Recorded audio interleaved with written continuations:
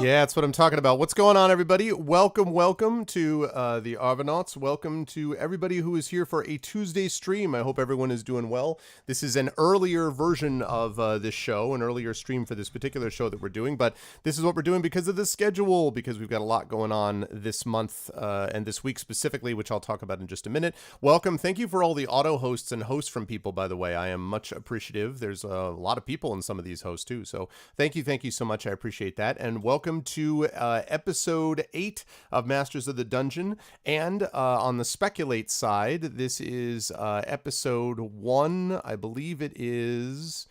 let me see. I believe it is episode 187 of Speculate. So welcome to the folks who are listening here from Speculate, and the folks, of course, who are listening to the broadcast on Twitch and watching the broadcast on Twitch. I hope everyone is doing well and is looking forward to a fun time here as we do our Dungeon Master Roundtable and talk about story and narrative and role-playing. Before I get there, a couple of reminders about folks who are in the Twitch side of things. Yes, Windows 10. I know. It's unbelievable. I want to remind everybody about ways to support the stream. If you haven't already done so, please make sure to follow the channel. That's always appreciated, of course. Please make sure to check out past broadcasts of the stream on !ArvTube. Please check out the Discord channel with !ArvCord, the Twitter with !ArvTweets. Please make sure to check out the merchandise area. That's !ArvShop. Obviously, the Patreon for the channel. Now, I don't want to confuse Speculate listeners. There are two separate Patreons. The Patreon for my channel is !ArvTreon. You can get cool stuff for the channel and for you, including epic poems and short stories and things like that written for you, copies of my band's albums, stuff like that. So you can do that at !ArvTreon. And the other way that you can support the stream is through subscribing to the channel. And right above the window there, the video window, is the sub button. If you can hit that sub button, you can also get a chance to use that Arvany hype, that golden get hyped emote far and wide across the Twitches. If you are listening on Speculate, of course, you can also support our Patreon there, which allows you access to certain shows that not everyone is given access to. And that, of course, you can check out more of at speculatesf.com. We have a link to the Patreon over there. Now, quick note about one thing about schedule, and I'm going to bring this up again later on. Today, we have got Masters of the Dungeon at 4 p.m. today. I'm going to be over at GOG doing my Pen and Pixel show and Battletech. And then this evening, we have a special Tuesday evening stream with the Arvocalists. We'll be joined by the full crew, my amazing voice acting team of Bonnie Gordon, of Russ Guberman, of Rob, and of Darkside Rob, and Zach Clay. All four of them will be here, and we will be continuing our playthrough of Legend of Heroes Trails in the Sky second chapter, so that should be a good time. And then on Friday, we have the opening of one of the most important events we do all year, and that, of course, is ArvCon. We have got ArvCon with us, ArvCon, which is our charity convention to benefit the Damon Runyon Cancer Research Foundation. So we've got a bunch of stuff going on with that. We have got we've got basically 4 or 5 different role-playing events. We've got Adventures in Middle-earth, we've got Esper Genesis, we've got D&D with GOG on Friday. On Saturday, we have got Lone Wolf with Terry Toons live illustrating it. We have a concert, and then we have a special RPG event in the evening, which is going to be basically, we're calling it Assignment Unpossible. Think spy ring type stuff. That's going to be Saturday night. I'm really excited about that. And then Sunday, the anchor leg, basically, of ArvCon will be a marathon session, the conclusion of the Rise of Tiamat campaign with Infinity and Beyond. So we got a lot of stuff coming up, and this is a very important thing for me personally and for the channel as a whole, and frankly, for beyond that, because obviously we're helping to support a very important cause. So we've got a lot of corporate sponsors, we've got a lot of giveaways, we've got a lot of surprises. So please make sure to mark your calendars and be as much of this as you possibly can, because that would be much appreciated. All right, with that said, I'm now going to unmute myself so the gentlemen can hear that we're about to come over to them, and then I'm going to unmute them, and then with the power of hotkeys, there they are. We see the 4 fine gentlemen, well, 3 gentlemen, I don't know what I'll call myself, 3 gentlemen plus me, who are joining all of us, and I am excited to welcome them into the fold, and a special guest as well. Welcome to the Masters of the Dungeon, everybody, and again, I'll talk about the Speculate people when I get to this particular guest, but I will start with the regulars on the show, and that, of course, is the gentleman right below me, who claims that he has seen Hail. He has seen Hail, and it is us. here in Texas, and that, of course, is our good friend, the digital DM, David. Hi, Dave. How are you? So, is this true? You saw hail Are of epic I did. levels? I saw hail. Well, I saw hail in Florida, BB size hail, but not this type of hail. And I actually got some video footage too of it at the very end. But I was actually awoken by this when it happened, and I haven't even seen it rain in Texas yet. So I got to see hail that's was the size of a marble up to a golf ball, and I got to see rain for the first time in Texas. Hallelujah! It rains here in Texas. It's amazing. Well, I like that they started out with hail, though. I like that they were like, your first Yeah. introduction will be here. Like, have have hail. That strikes me as Well, very yeah. Texas-like. It wasn't raining at all. I mean, Arv, it was just like somebody just was standing on my roof, just dumping ice trays onto the ground. I mean, it was that great. I'd never seen it. And I was like, well, what the hell is this? And then I went outside. And of course, dumb me opens up the door and walks right out in the middle of it. So now, Destroyed oh, by it, yeah. yeah. Nice. That's awesome. Well, it is a pleasure to have Dave with us as always. For Listen, our, Aaron, let's never do this early time again, or I will never show up I again. know I appreciate you I'm doing this. by this time. I'm just kidding. Yeah, but I appreciate that. I know the time zones are a thing because most of us are East Coast, Best Coast. I'm just kidding. I'm just joking. I'm joking to everyone else. I'm totally kidding. But welcome in as always, Dave. Moving right along, a gentleman who did not have hail. He actually brought the rain inside his apartment, by which I mean he was showering. And that, of course, is our good friend Askren. You love the way I transitioned that. You love every part of That, I can't give you a pass for that. That was just awful. that. What's up, Ed? How you doing, Askren? How's life? I'm doing all right. I have a bunch. I'm actually. I must admit I totally forgot. Like I checked my phone and I'm like, oh, it's 11 o'clock. What time are we supposed to do that thing today? And so I checked my phone and it was like, oh, it's in an hour. Okay, I'll go take a shower and get ready to do stuff. But I'm here. I am happy to hang out as always. Thank you for having me. Hi everyone in chat. Hope you guys are hanging with some cool questions and all that good stuff for us to discuss because I am always down to discuss DM stuff. It's good stuff. I'm looking forward to it, man. And last but certainly not least, our guest star, who is actually familiar to members of my channel because he shows up as Turbo Tango on occasion. Actually, he's been through several names. He's had a bit of an identity crisis on Twitch over the years. But that also happens to be my co-host for the Speculate podcast, of which this is a joint venture today. And that is my good friend Mike Underwood. Mike, how you doing? You've also got rain in your world at the moment. Yeah, it's my window is like 5 inches behind my camera, so it was it sounded like a lot. It's currently in a break. We'll see if that holds. Yeah, it was actually it was just like it was at some point I really thought was like that is the most furious typing I have ever heard. Oh, yeah. Really, like no, I swear to God. I thought it was popcorn popping. I was like, who's popping popcorn, Art? Yep. I would love to have like a popcorn machine like right here in my office. But you have to have it positioned right to where when it starts popping, you can see it kind of flowing out on the stream while you have a bowl. Oh yeah, That would be that is some no joke IRL streaming right there. That's next level IRL That streaming. would be cool. That would be cool. But welcome, Mike. And for those of you who do not, for some reason, know you in the Twitch world, how would you describe yourself for the larger internet universe? Sure. So I'm Michael R. Underwood. I go by Mike everywhere except my byline because SEO is a thing. I'm an author, podcaster, and publishing professional. I've written about a dozen books across a variety of series, from kind of geeky urban fantasy to new weird superheroes, cross-genre adventure fiction. And my latest series is Born of the Blade, which is a collaborative epic fantasy serial from Serial Box. And I spent 5 or so years working at Angry Robot Books, which is a science fiction publisher. And just over 10 years ago, I wrote my MA thesis on tabletop role-playing games. So I figured he was about kind of the right, he was in the ballpark, I thought, to be able to talk about this kind of thing. And yeah, Born of the Blade, which has gotten a lot of buzz, Mike, from what I can tell. So I'm very happy on your behalf. I think that's great. Yeah, thank you. And we may get a chance to chat a little more about that towards the end here. All right, guys. Well, we, as usual, we always have topics and stuff like that we want to do. And for folks in chat, I do want to encourage you to sort of build up your questions about this that you might have. But we want to talk a little bit here about story and narrative and and stuff like that. And we'll get into that topic list in a minute. But before we do that, we always want to start by talking a little bit about our campaigns and how our campaigns are going, and highlighting something cool or not cool, which has happened in one of them. So I think in honor of our guest, I will start with him because I happen to know that Mike plays in a couple of these things. And so, Mike, have you got something that you want to highlight, either as, are you game mastering at the moment or just playing? I think you're just playing, right? Yeah, I'm just playing. I haven't been able to game nearly as much in the past few years because we moved around a couple of times. So I've been watching a lot of streams, and just in the last couple of years getting into a D&D 5 game.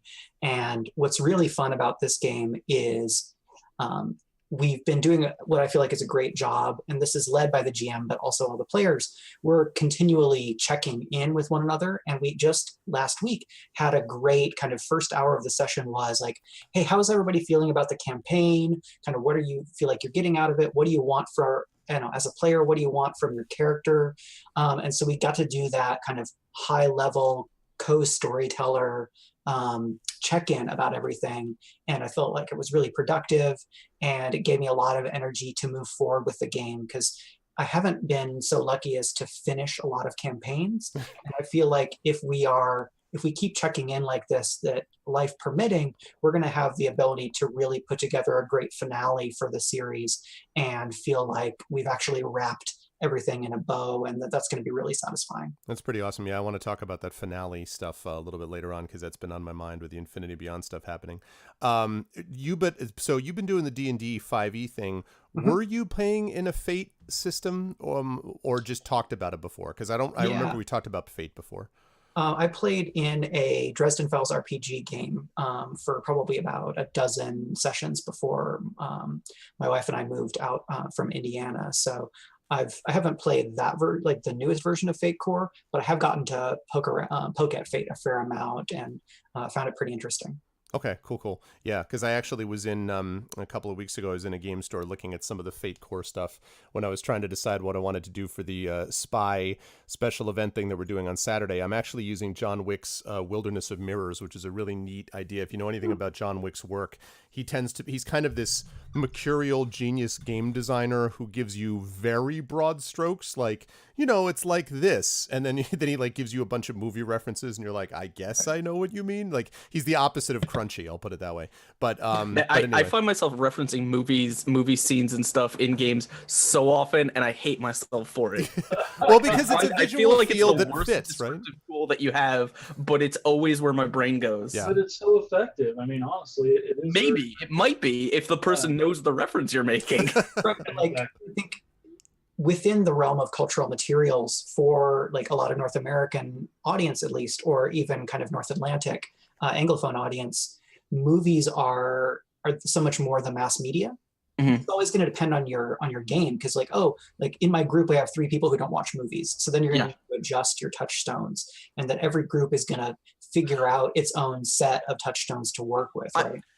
I actually want to put this sort of on the table so we can maybe discuss it later, okay. Because it's a really interesting point that I have wanted to sort of delve into for a little while. Yeah, cool. I am interested to talk about that. That'll actually connect well, I think, into how you build story and narrative as descriptions too. So, cool. Well, I'm looking forward to hearing more about stuff like that. So, speaking of games and things like that, Askren, what's been going on in your campaigns? I know that I've seen that Daubers has been back on again, and Writhing Moon, I saw a couple things as well. So, how's things with your side of the woods? Yeah, we anyone who's kind of been following along, we kind of had a little bit of a hiatus, about a month or so off of the channel. Just personal stuff. We're bringing stuff slowly back, but mostly in the form of one shots, and then getting back into our regular series. But I don't think anything too subversive has come up in those games. I actually wanted to talk about something that happened in my home game that has continued on not too long ago. And I got a chance to introduce this fantastic city. Anyone who's familiar with the Pathfinder world of Golarion knows or might have interacted with the city of Kaer Maga, which is amazing because it's got so many different details that as your players are walking through, you get to sort of describe to them.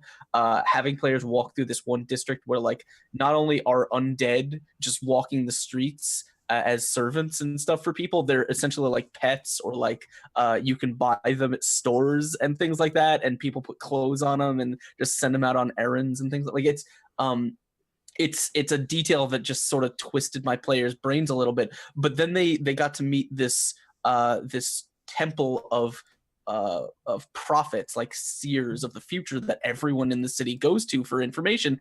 And the temple is made up of these well-spoken, articulate trolls, giant green things with huge fangs. And the way they tell people's fortunes, they cut open their own stomachs, pull out their guts, and use them to divine the future. And it's such a weird cultural detail that I loved it so much that I love all of it. I had to use it. And so the players, long story short, they got tasked with rescuing a troll prophet who had gotten kidnapped from some mafioso family in the city. And they didn't really have a lot of time to the setup for it wasn't very long. It was kind of just a thing I dropped into the session because I needed something to do to bridge some faction storylines together. And so they got information about the house. They went to the house, which was sort of on a balcony up in the air, and they're like, okay, so we just got to get in and get out with the dude. Now, I had set up all the encounters along the way, but essentially what they did was they just sort of floated up behind the house. They fought a little bit with some guardians outside, and then they just climbed in through the window. And because one of their players is a wizard who is very versed in teleportation, they essentially just teleported up to the top floor in the middle of like the fight with the boss sort of started, but they just grabbed the troll and teleported away. And it's like they just bypassed the whole dungeon. I'm sitting there like, honestly, I prefer that, because I find dungeon crawls kind of boring at this point. Like, the fighting is not as interesting as it could be, but B, the fact that they just took the guy and left creates so many more interesting story options. Sure. And things like that like my players are kind of at that level where they have ridiculous magic powers that kind of throw a wrench into everything you can throw at them. But the more that they do it, the more I'm finding myself being forced to think in terms of, well, what happens when these fights just sort of end and the villains are not remotely satisfied with the outcome because they just got teleported away, but the players are still alive. Yep. Like, how do we how does this give me more fuel to put more pressure on them, right? How, like, and so I thought that was a really, really cool moment. But I also just because it opened up story possibilities that I didn't even account for or plan on having going in, and that's a really basic thing. But I'm learning to enjoy just letting players solve problems however crazily they want, and being like, sure, let's make something out of that. Like, let's let the world adapt to that. Yep, which is really that's sort of the definition of emergent storytelling, as Right. opposed to, we shall impose upon you the rails that we want you to go down one way or the other. So that's neat. Yeah, I dig that. But I feel like at a certain level though, at a certain point of my DM development, that would have freaked me the hell out. Like, I think back in the day, But the thing about it is, right, we talk about learning to account for players' wild choices and out of left field ideas, but I think a lot of those ideas are given to DMs who are running lower level groups. So it's like the players' crazy idea usually tends to be like, well, I accidentally light the barn on that we're fighting in on fire, right? And it's more like they're making very low level actions that spread outwards. But I think the thing is, by the time my players are level 12 right now, and that's a very high level in D&D, to the point where like they have this power to massively mess up the way things happen in the world. And as a DM, you'd think that you'd be used to it but it's like I'm currently figuring out what plays and what doesn't. I have learned dungeons just stop being interesting after a while, right? There's only so many fights that you can make interesting. I find myself every time I say like, and the thing, the guards or the automatons that are in this house, get up and start moving towards you. Roll initiative, right?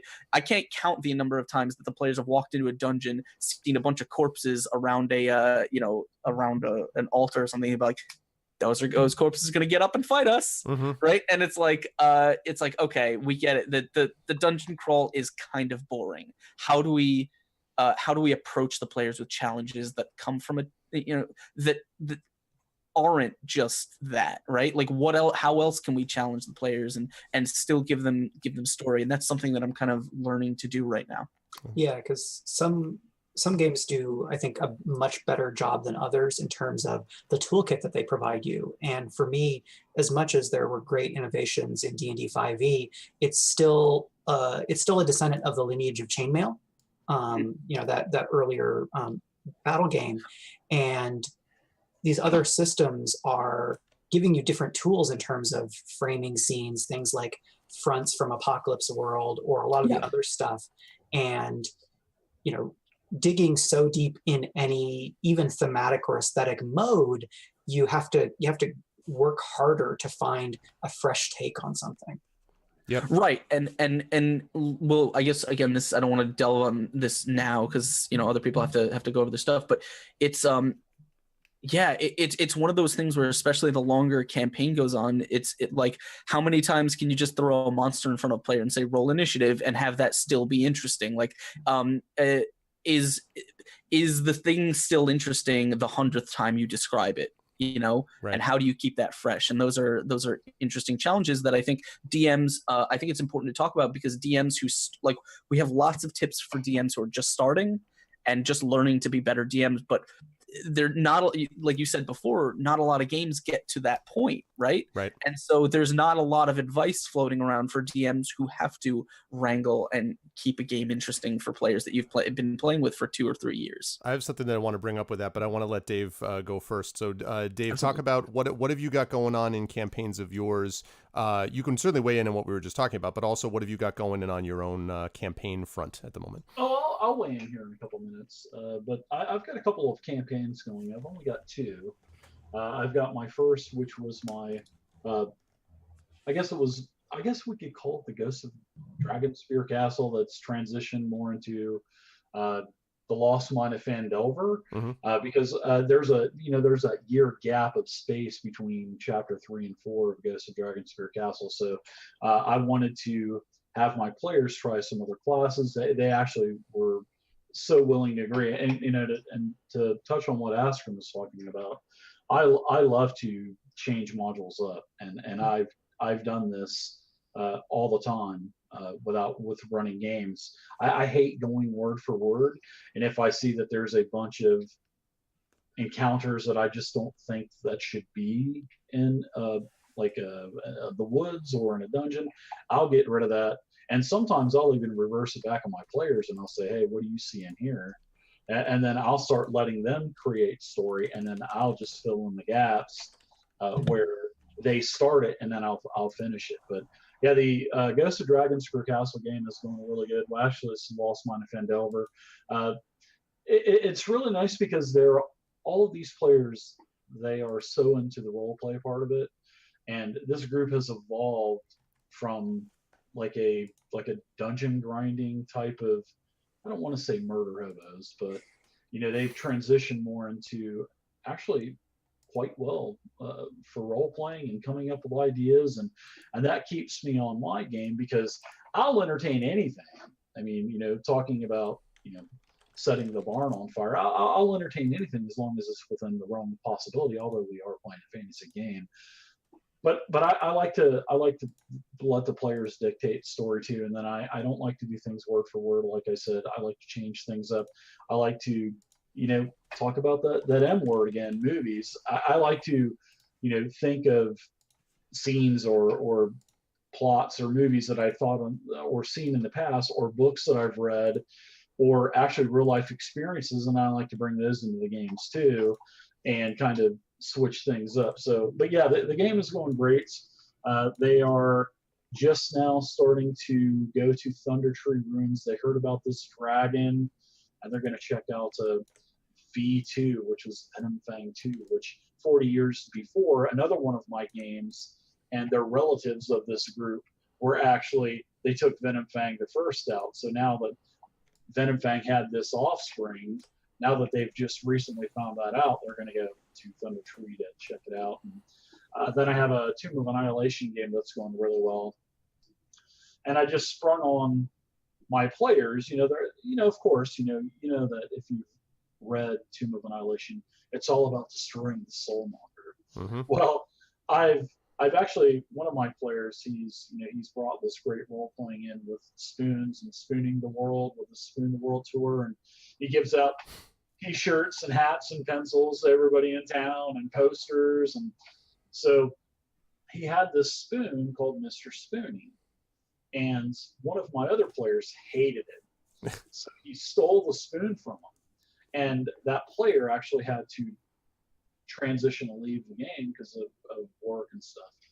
So what I've done is everybody wanted to know what happened to Mr. Spoonie, so I've brought him back, and he is the Soulmonger now. And the player that went away and had to take leave, he's going to be coming back and playing the ultimate villain, which is his half-orc Markesh, and he's basically the apprentice of a Syriac. And it's going to be great. I mean, it's going to be such a great finale when it happens. But they were just awestruck when they found out about it. And then in one of my other games, I like to tie my games together as well. Like one group will know something about another group. Well, Marvel Cinematic Universe type stuff, crossover. Yeah, pretty much. Yeah. And well, one of my players actually found out that he just had a child with another character, but an NPC in another game. So there's been a lot of wanted posters going out, trying to find this player that's on Chult, trying to solve the issue of the Soulmonger and stuff. So it's been really fun. It's been fun to put that together, and it's been really fun to read all of the YouTube comments and answer all the comments, because everybody's like, "Oh my God, we didn't see this coming." It was that was an awesome transition. I'm like, well, that's just because it goes back to where I don't like to follow a book word for word. I like to use its base, and then I like to change everything out. So that's cool. I actually, and I love the being able to sort of tie things together.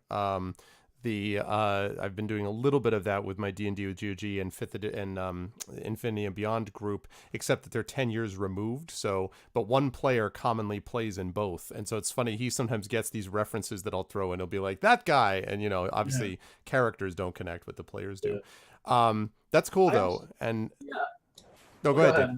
No, go ahead. I was going to say, I actually recently just had my first around the table experience since EverQuest, since when EverQuest came out. Wow. And our group broke up, and we since I moved to El Paso, we have there's 10 game stores that we have here, and I've met some really awesome people, and then I also have a viewer that lives here in El Paso. So we had our first board game night, and I've been getting into. I love, I've been playing D&D since '84, and I want to do some other things. So I've traded in a bunch of my first and second edition stuff, and I got all of the cooperative D&D board game sets. Well, a couple of weeks ago, my son sent me Gloomhaven as well, with the organizer box that comes that you can put together. Yeah, hold up that box. That Gloomhaven's got the quality. Yeah, well, we're gonna do new items anyway. Oh, that's true. Yeah. I forgot. I forgot. Hold off. Yeah, you're right.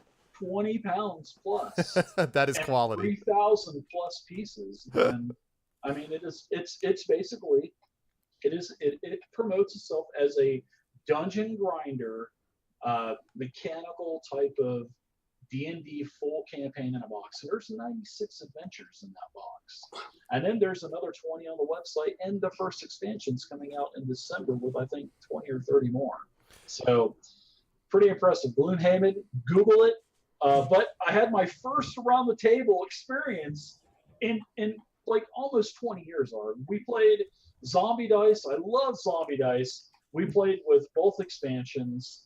And then we also played a game that I'll show you right now called King of Tokyo. Oh yeah, King of Tokyo, and sure. I loved it. I love that board game as well. And we played dude, we played till like 3 o'clock in the morning. One of Yep. my friends said, "Oh my gosh, I got to go to work in a couple of hours." I was like, "Sorry," Yep, but we had so much fun. that is awesome. That's the kind of Yeah. thing that I get to do when I go to some of these conferences, conventions. My university, they're all totally work related. No Yeah. game playing at all. But like that, I absolutely agree that that recaptures for me the great pleasure of playing games when I was a kid with friends. Like I happen to be lucky with this because especially during my high school years, I lived in this log, not a cabin, a log home, but in rural Canton, Connecticut, where I grew up. And we had this huge bay window, which would look out on a place where if you live in northwestern Connecticut, you got walloped with snow. And some of my fondest memories are playing Dungeons and Dragons, like Palace of the Silver Princess, around my father's massive jury-rigged dining room table that is this huge circular thing that you needed like a lazy Susan to like spin the thing to get to the other side of the table, next to the big fireplace, looking out on like 2 feet of snow and playing D&D. I'm sorry, like it doesn't. There is nothing better than that, right? It is this incredible tactile experience of being there and being with friends as you're sort of watching them. That is the best. And in a way, a lot of what I think modern sort of, and again, I love the Roll20, the Fantasy Grounds, all this stuff has opened up a whole new world, and being able to have adventurers from all around the world is amazing. But a lot of what they're trying to do is to replicate is to kind of replicate some of what we do on the tabletop level, like when we were face to face, and to kind of replicate what that feels like. So I think there's some of that's kind of going on in these stories as well. So I love that. I'm glad that you got a chance to do that, because that is awesome for sure. Well, I actually see the future of D&D. I can see, Gloomhaven being the start of this. I know that there's an RPG renaissance going on, and but I can actually see D&D transitioning into more of a board game type of play, with the randomization of, literally everything in these board games. Randomization on adventures, placing tiles down, you create your map on the fly. I can actually see D&D expanding more into something like that. But we're having our second board game night this Sunday. We're going to start playing Castle Ravenloft. Nice. And then in August, we're going to start playing Starfinder. So, well, Wizards did really put a bunch of work into, what is it, Betrayal at Baldur's Gate and a couple other games. Right. I don't think they caught on as much as they were expecting, but with the RPG space expanding, and I think this is something that we were talking a little bit about games like Blades in the Dark, and it's slow, but as people are, I think, as more games crop up and people become more familiar with RPGs, we are, a lot of us in the kind of the people who've been doing this for a long time, we are slowly sort of branching out into other games. I think it'll take the new people, the people who are newly joining the community, because of all the streaming and the big promotion and the celebrities and stuff like that. It's going to take them a while, but eventually they will start branching out to other games, and finding that D&D isn't the only way to do things, and there are other ways that they like, the other things that they like, and so they'll slowly branch out at other games. And I think board games are kind of on the periphery of that. Like, people from the core will eventually kind of land there. Maybe in the future. I think it'll take the new people to the hobby a little while longer, but it will, like, things are spreading. Board games, I think, are now, like, they used to be a pretty distinct thing, but I think board games and RPGs are very closely linked now, in that the hobbies overlap enough that you do have a lot more of a market for board games. For example, a lot of people who buy D&D books probably would never buy a board game in the past, but now you might be able to convince them because it's a deck building game, or it's or it's something like Gloomhaven or the Daubers or Ascension or Talisman or something like that. Well, so a game that is very close to RPGs, so you can sort of transition some of the skills and things that you garnered over to it. Well, that's it. And I think they've also been able to do a good job in WotC's case of being able to make that coherent, consistent across different platforms. So in a way, like the whole betrayal at Baldur's Gate, I played several years ago at Gen Con a module that was Murder at Baldur's Gate, that was basically setting up for a lot of the stuff that was going to happen. And they tied that together with the podcast that they were doing with Acquisitions Incorporated. And obviously Perkins was the one doing all that. So they tied all that stuff together. And Celestian's right too. I think Tabletop Simulator's done that for board games also. So these things are sort of a piece. The thing that I want to bring up very quickly, and then that'll give us a chance to get into the main topic we want to talk about with story and narrative, is I was thinking, Askren, about what you were saying about the high level DM stuff, because I think you're right that we are so used to starting campaigns because there's a lot of there's probably more attention and ink spilled and pixels used up on that level 1 to 3 starting spot, and getting people or just ready. New and unexperienced DMs, right? Which is understandable because you're trying to grow the hobby and build it up and all that kind of stuff. So it's understandable. But I do think that there's something to be said for the higher level campaign, and I think there's 2 reasons that that's become more prominent. One of those is Critical Role, because Critical Role was very much a high level campaign when people encountered it. Even when they first saw it, it was basically people that were extraordinarily heroic, like not low-level people by the time they ran into that. And so that obviously meant that you weren't just going to be fighting a bunch of kobolds. You were going to be dealing with much higher-level concerns. And I think one of the things that led to was this sense of organizations and dealing with organizations and governments instead of individuals. And that has been going on with my Infinity and Beyond campaign, which, as I said, the Rise of Tiamat is going to be coming to an end this coming weekend during my charity convention. And it's going to be a marathon session. And it has been an incredible pleasure to do that. By the time all is said and done, they're going to be about level 13. They went all the way from level 1 all the way up to level 13. A couple of them, one of them was a holdover from Ghost of Dragonspear Castle, Dave. So they went through that too. But they've really gotten to over 2.5 years, basically, lean into these characters and really develop them over time.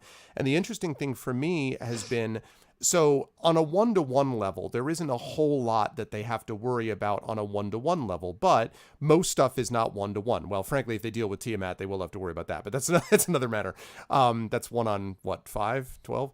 But that's different. Most of what they're doing now is organizations. So getting the opportunity to assign basically groups of dragons, which is what they're doing, to deal with assets from the Cult of the Dragon, which they're about to battle, and figuring out who goes where and deciding which faction. And they've had encounters with all of these factions. They've dealt with the Elves of the Misty Forest, and they've dealt with the Harpers, and they've got mixed feelings about the Harpers anyway, and they've dealt with the Order of the Gauntlet, and they've dealt, right? So all of these organizations they know something about, and they are literally the one group that is not so bogged down by factional disagreement that they can properly lead them. So it makes sense, right? Like, it makes sense that at this point, the combined Lords Council and the free cities of the Sword Coast would say, look, you need to tell us what to do, because at this point we're too pissed off at each other for various reasons, but we know that Tiamat is the common threat. So can you help, basically? And now that they're this level and they've done this much stuff, it's logical. That's not plot creation. That's literally what they would do, because they know they need someone to be able to lead them out of this. And the sort of, as they put it to me, feeling like they're almost doing a sort of Risk, board game type thing where they're literally move these here, do this here, push this there, is an amazing experience for them. And that's something that I think that has really developed their sense of story. So that's something that's been really cool that I'm looking forward to seeing happening next weekend. I think that feeling of high level gaming involving the players making more broad decisions about the world and the people in it is kind of important, because like I said, if you're at level 12 or higher, it's likely that you've been playing for at least 2 years. That's unless you're leveling really, really fast. Right. A year and a half to 2 years is probably about the average time it'll take someone to get to that point. Most games don't survive that long, but also I believe at that point there's only so many times that you can go into and I use the word dungeon, but I use that to mean any map that is a collection of rooms with enemies in it, right? It could be a house, it could be a temple, it could be an actual dungeon, it could just be a forest, whatever. A dungeon is a dungeon to me. A dungeon is distinct from everything that's not a dungeon, which is tactical, open tactical combat, war scenarios, overworld political intrigue. right? Yeah. Anything. A dungeon is technically the on the ground. You have a room with enemies and you're moving around. Yep. But I think at some point, while a lot of I'm going to touch on something Dave said a second ago, but a lot of adventures don't especially if you're reading modules, you'll notice a common theme throughout them is that the only real way that they know how to do combat or encounters is in the form of a dungeon, because that is something that they can give to a player and lay out, and it's like a dungeon's a location and you can give them the map for that. That's really the only tool that a lot of modules have, and I think the problem is that tool gets kind of old after a while. Right. There's only so many times you can do it. And so I think for example, in my Crimson Throne game, the players are in Karamaga because they just sort of happened to be sent out into the desert randomly via a teleportation accident, and they had to go through this whole set of trials and stuff to learn information out there. But now they're on their way back to the city, and when they get back to the city that this campaign is taking place in for the whole time, they're going to find that things have kind of gone to shit, and there's a resistance to like the queen and her tyranny and stuff like that.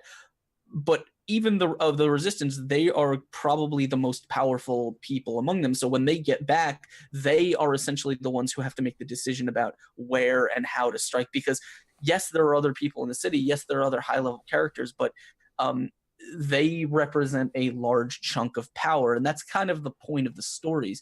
Is the higher level the players get, the more and more power they represent within the setting. Right? At the end of the day, there's probably only a handful of people in the world that can face the level 20 boss, and the players are a good percentage of that, right? Like that's the point of the story. And if I may just jump in very quickly, I think one of the things that makes what that reminds me of is as your power increases, your responsibility increases. Right. So when it's done properly, we're talking like Wizard of Earthsea, where, Ged learns that the more power that he has, in a way, the fewer, in quotes, choices he has available to him, by which I mean he knows that anything he does is going to have this enormous impact on the world. So I love to see players being like, oh, I can't just go in and just wipe out this temple because I have no, like, what does that, like, how does that impact people? Like, what, maybe that temple shouldn't be destroyed. Like, they're thinking higher level. So right. And it does sort of like, I think that kind of responsibility is something that players,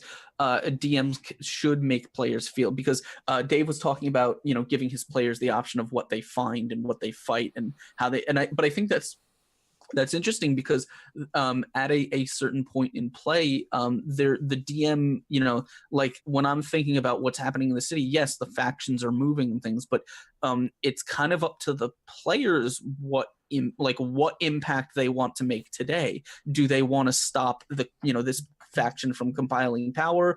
Do they want to help the civilians?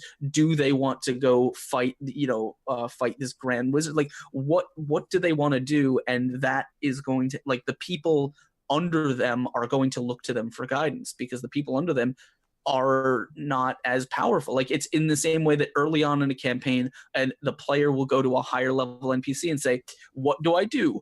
Who should I go fight? Where can I find the thing I'm looking for? Yeah, they're that guy you now. are now that higher level person. Yeah. You don't have anyone to ask that question to. Like if the city is fallen and you're a level 15, anyone you look to is going to be just as strong as you. They're like, I don't know, man. Like I don't know. And we're all here. We're all operating on no information here, and I think that's good, because that is because it's every like low level. Putting players in front of powerful enemies is taking them out of their comfort zone, right? That is the sense of danger and discomfort, is they might lose their character because this enemy is very powerful. But when they get a lot stronger, you don't get that level of discomfort when you put the players in front of an enemy, because they're like, I've fought a million enemies. This isn't a new experience. The discomfort comes from, I have a responsibility here. A lot of what's going to happen rests on my decision. Putting them in a situation of kind of choosing what happens next is probably where you're going to have to derive that sort of out of their comfort zone element from. Well, let me throw that over to Mike for a second, because Mike, I want to ask about this from both game playing experience but also writing experience. Do you have a particular engagement or interest in writing the higher level, super competent, character, as opposed to the one growing over time? I'm sure there's interest in both, but I'm wondering if there's a way in which I just happen to find myself really enjoying the stories of the super competent of late. And I'm curious if do you feel that way from writing / game playing? You have a preference one way or the other? Yeah, my preference is largely, and has for a while, been toward characters that are kind of in the heroic tier or higher. Okay. I'm not so much, and I speculate listeners will know this. I'm not really a fan of the like super in the mud grimdark, where it's like, you're level 0, and so therefore if you get hit by a skeleton arrow, you have a 75% chance of getting a disease and dying. Like, it's just not fun. Like, I have a very sharp memory of a level 1 wizard character dying in a crappy encounter and having a terrible day. I love that this is the reason, though. Because Mike and I have all these discussions on like high level literary stuff, and I love that really it's about the goddamn level 1 wizard that Right. Well, so like the fantasy series that I'm working on, Born of the Blade, like those characters, like it's 3 main characters, and 2 of them are probably the equivalent of like level 5 to level 7, and then one of the other protagonists is like level 8 or 9. But there's a band of competence that all these characters exist within, which is always already heroic. They are representatives of their entire nation. So they're playing kind of at the Game of Thrones level. And I really like working there because I think you get a lot of emotional storytelling out of that.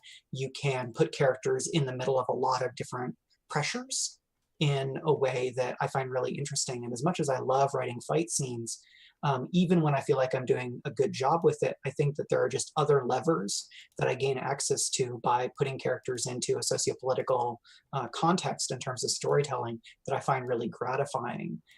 Then on the D&D side, I find that as those, my experiences kind of match with y'all, as the characters get higher level, their responsibilities get higher. But I find that in D&D, the book, the game, like the rules themselves don't come with me. There's higher level spells, but the granularity of mechanical support for that top-down political level play, I find to be really lacking.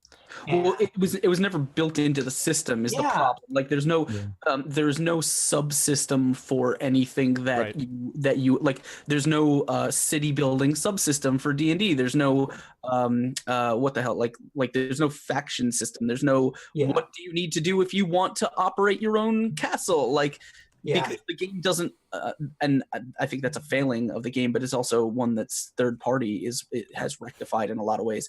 The game never makes those assumptions, which is, I think, good and bad in its own right. Yeah, because the D&D 5 like DMG materials, I think that this is where this is. They talk about all these different tones or all the different kind of campaigns that you can do, and I don't feel like there's much mechanical support for that more broad-based political one, or even like the whole campaign in a city. Like some of the books maybe do a decent job with this. So I was talking with a friend who's running a game, and I pointed him at Blades in the Dark because he was going to spend a big chunk of time in one city. It was like, if you want mechanical support for faction conflict, for developing long-term projects, there's a lot of mechanical material that's in Blades in the Dark or other kind of story games, tradition stuff that are not as always already totally bound to the resolution mechanic. And I feel like you can bring across to another campaign. So that's something that I would definitely offer to GMs and players. Like if you're starting to move into that sphere, think about where else you can go for tools that are going to help you have fun in that scope of play and feel like there's a bit of mechanical or systemic support for you. I'd also suggest looking back at some of the original. This is one thing where I think the so-called basic Dungeons and Dragons, which eventually lost out to AD&D essentially. But to remember, there was a time, Dave will remember this, where you basically had parallel paths, right? Where you had advanced Dungeons and Dragons, but you also had the basics, and you had expert level rules, and you had immortal level rules. And I have actually sitting in my basement. And 3 editions that were being supported at one time. That's classic. Right. first and second edition. That's exactly right. And the immortal level rules actually, which I have sitting in my basement, did provide mechanically for a lot of these sorts of things. And I think what they basically did was they did this kind of demographic analysis, and they're like, the bottom line is that the overwhelming majority of campaigns are happening between essentially level 1 and maybe level 7. And so between level 1 and level 7, that's normally where it dies off. But see, I think their view on that was not. The problem with their view was it was essentially cyclical, right? Because that meant they went, well, it only goes level 1 to 7. So they don't provide mechanical support. So basic D&D dies off as a principle. Everything gets poured into this, the advanced D&D stuff. And as a consequence, you don't have characters that get beyond it, which is why I think the things that we see with Critical Role and stuff like that has begun to get people thinking about what would it be like if we had, as you say, Mike, mechanical support for the highest level stuff. Because, like even as it is, the end of this campaign that I'm doing will, as I say, end with them being about level 13 or so. They may still come back to that a couple of times, but wouldn't it be cool to have a level 15 to 20? Like, I think that would be incredibly awesome to watch stream-wise. I think that would have all kinds of qualities to it that would be interesting, and would be valuable to the I player. feel like D&D breaks apart. Right. So I did want to say there are some issues with that in the sense that high level combat and problem solving takes forever. I play Pathfinder at that level, at level 12. Well, but that's Pathfinder. No. But this is it's just a D&D 5e. The amount, like, if you give me an enemy with a spell list, it's gonna take me minutes just to look up. Okay, what spells does this guy have access to? Shit, I need to read each one of these every turn to see what he might use in this situation. Like, it's just there's no way to expedite it, unfortunately, unless you are a savant with all that information. And that's why I think a lot of Critical Role, you don't see this on stream, but I promise you, and I know this from experience, I promise you that the producers and the players are have drilled into their heads that not only do they kind of need to know all the stuff that's on their character sheet, but when it's not their turn, they're poring over their spell lists and their abilities to find what they can and should use on their turn, because most players don't do that. Well, but that's good practice but that's best practices for everybody. Like that, in a way, that's nice, because I can point to that and be like, look, Critical Role does this. You people need to be ready, like, when your turn comes up. I'm just saying, like, it's one of those. There's a reason. I hear you. It requires discipline if you're going to do that on stream, I think. But I think the thing for me, and this kind of ties back to what I've been trying really hard to do with my prose writing, is when you're in those like super tactical combats, I feel like the emotional storytelling falls back, because it can. Yeah. I feel like the players are often exactly like you're saying. With my D&D game that I'm playing a bard, and at level 9, I just have so many options, and my attention is there. My aesthetic agenda as a player is not so much on, did I come up with exactly the right thing, but I also don't want to let my group down. So what I want from my turns is I want to dramatize some, but that makes the combat even longer. So then I feel bad that I'm taking like 5 minutes for a turn because I'm describing something, or like because I'm a bard, like I describe the different genres of the different songs and things, and I want to add value there, but I'm operating on this different axis than the like intense mechanical axis that D&D focuses on so intensely. Right. It's really hard for me to feel satisfied as a player in these bigger super tactical combats, because it's not my primary play aesthetic, but I also don't want to take away from the fun of other players for whom it is that thing.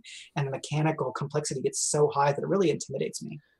I think the thing there is again, and this is why I have always advocated that the game as a whole is a collaborative effort. I think, like, for example, if you have a player sitting at the table feeling that way, like, hey, I really like, my favorite thing in combat is when I rolled a hit an enemy, and then we talk about what that hit looks like, and how it ties into like the next person's attack, and then we, this cool thing happens.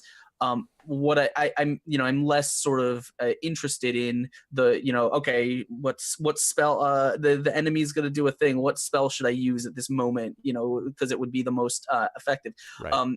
if you have a player, if the players are kind of feeling like these are things that I think groups should discuss. So then you can come to a point where, like, for example, I love describing things in combat. I know my players really like getting mechanically awesome, doing mechanically awesome things in combat. So I take the responsibility of handling a lot of the descriptions, usually after the rolls happen. And then I also take the responsibility of making sure the combat doesn't go on forever, which means when I have decided as a dungeon master, okay, there's other things I want to do in this session and I don't want to be locked down in this combat forever, or okay, the end of the session's coming up and we're still in the middle of a combat, it falls on me to essentially, I call it dump out of it, which is find a way for the enemy to make a cool or cinematic mistake or slip up, or change play in such a way that it either allows us to end on a big note or cut or have the players have a resolution before the end of the session. And those are things that I don't think players should necessarily think about, but also if they want to think about those and help making those moments happen, I think they totally can. I'll kind of add on to that, because I love to be the describer of combat and blood squirting everywhere, and you hit the jugular and it squirts on the next player over. But I that's actually gotten to the point to where I'll say something and then, like, the player will say, no, that's not what happened. This is what happened. And now they get into it because, they feel that they are more invested into the game, especially when you start turning things on them too. Like, what do you see in this potion shop? Or what do you see in the adventurer's vault? Or what types of things do you see as you're walking through the one of the halls of the castle for your audience with the king? I mean, when you do that, it seems the players get more invested, and I've been doing that a lot more, especially over the last year and a half. I agree with you on that entirely, Dave. I think actually the best moments to me in the campaign, and my longtime viewers of this channel will know this is true, are the moments where the players are doing something and I just lean back in my chair and I do it completely invested, and I do it completely on my, this is not like scripted. Now I will lean back and then you do role play. It's because they have engaged in their characters to such degree that they do stuff like this. And those moments are absolute gold, not just because it shows the players have invested in it, but it is wonderful storytelling precisely because D&D works as a collaborative storytelling mechanism. I mean, it's as prose writers, when we're in the middle of doing, when we're writing novels or short stories, unless you buy into this idea that the characters take over and the characters begin writing for you, which I've always found is a little hokey. It's not, I mean, I am still the brain that's figuring out the characters and writing down things, okay? But that said, when the characters have been done properly, when I feel like I've really invested them with some kind of life and authority, it's not that they write separate from me. It's that they have gained a kind of organic quality, which means that the stuff I'm writing is totally accurate to what they would actually say. And so in that sense, it is in that point closest to the moment of I'm channeling them, right? And when I'm doing that in a way, I'm also leaning back and allowing those scenes to happen. And on the Dungeons and Dragons space, when your players are doing that, that is a wonderful experience. That's in the best kind of tradition of improvisation, of people sort of working around and with each other. And the nice thing about the setup for this is that if a campaign lasts long enough, if you can keep people together long enough, then it means that it gets to the point where they do feel connected with their characters and with each other, that they can do exactly what you've described, Dave. And they can be like, this is what actually happens. And if you're smart as a DM, and if you have mutual trust between the players and the DM, then you will allow them moments to be able to do that, where, they're going to grab, I grab them, I take this, and I throw the MacGuffin off the side of the cliff. And you're like, wait, what? But again, it's not, oh, look at me, I'm the cool person disrupting things. It's, I'm doing this because there was an emotional connection that I had. That will have an impact on the emotional creatures that you're fighting that are NPCs. It'll have an effect on the other players as well. And the story overall is that much more rich as a consequence. Just one quick thing, and then I'll be quiet. I wanted to mention about the end of Critical Role. The end of their first campaign had an experience that Matt Colville talked about really well on his YouTube channel about this moment where I believe it was Sam Riegel's character had been saving up this wish. I'm going to spoil the end of Critical Role for you at this point, but I'm sorry. I think you've had enough time. Okay. I've never watched it. So. At the very end of it, Sam Riegel's character has got this wish that he had that he ends up using to defeat Vecna, who they're locked in this mortal battle with. And they were going back and forth about how they wanted to do this, and finally decides he's going to use it. But the reason that moment matters is that his best friend in real life, who's Liam O'Brien, and their characters, who were also sort of best friends within the game, had made this deal with the Raven Queen, that he would be able to come back, walk the earth again, and would be able to fight with his party until such time as they completed the task that was before them. Well, when you defeat Vecna, that's the task, and then he goes off to serve the Raven Queen for the next 1,000 years, or whatever the case may be. And so Sam Riegel had been saving his wish spell to reverse that. So when he chooses to use the wish spell, which he has to do to defeat Vecna and to save the party, he is making a very clear personal sacrifice that the dungeon master did not expect, that the rest of the players didn't know anything about. It wasn't like he told them, oh, I'm going to use a wish to save the he had this built up for one cinematic ending, instead creates this other thing which is subtler but beautifully powerful. He kind of teared up about it because it's invested with both character and player. That's gorgeous storytelling from a D&D point of view, and that's the kind of thing that the dungeon master does not want to jump in and be like, well, wait, let me don't get out of the way. You can't do that. You can't do that. Or I don't want you to do that and lose your friend, which I could also imagine myself doing. Don't do that. Get out of the way and allow the story to tell itself in that fashion. So, that's why I think in the sense that I've never really I always like the idea of the DM as the DM doesn't necessarily facilitate those moments, right? Like it's not even our job to make those moments happen, because I don't think we can, right? I don't think we have the ability. Set the tone for the scene, right? Set the tone, but let the players, right. I don't think we have the ability to make emotional investment, right? We don't have the ability to make characters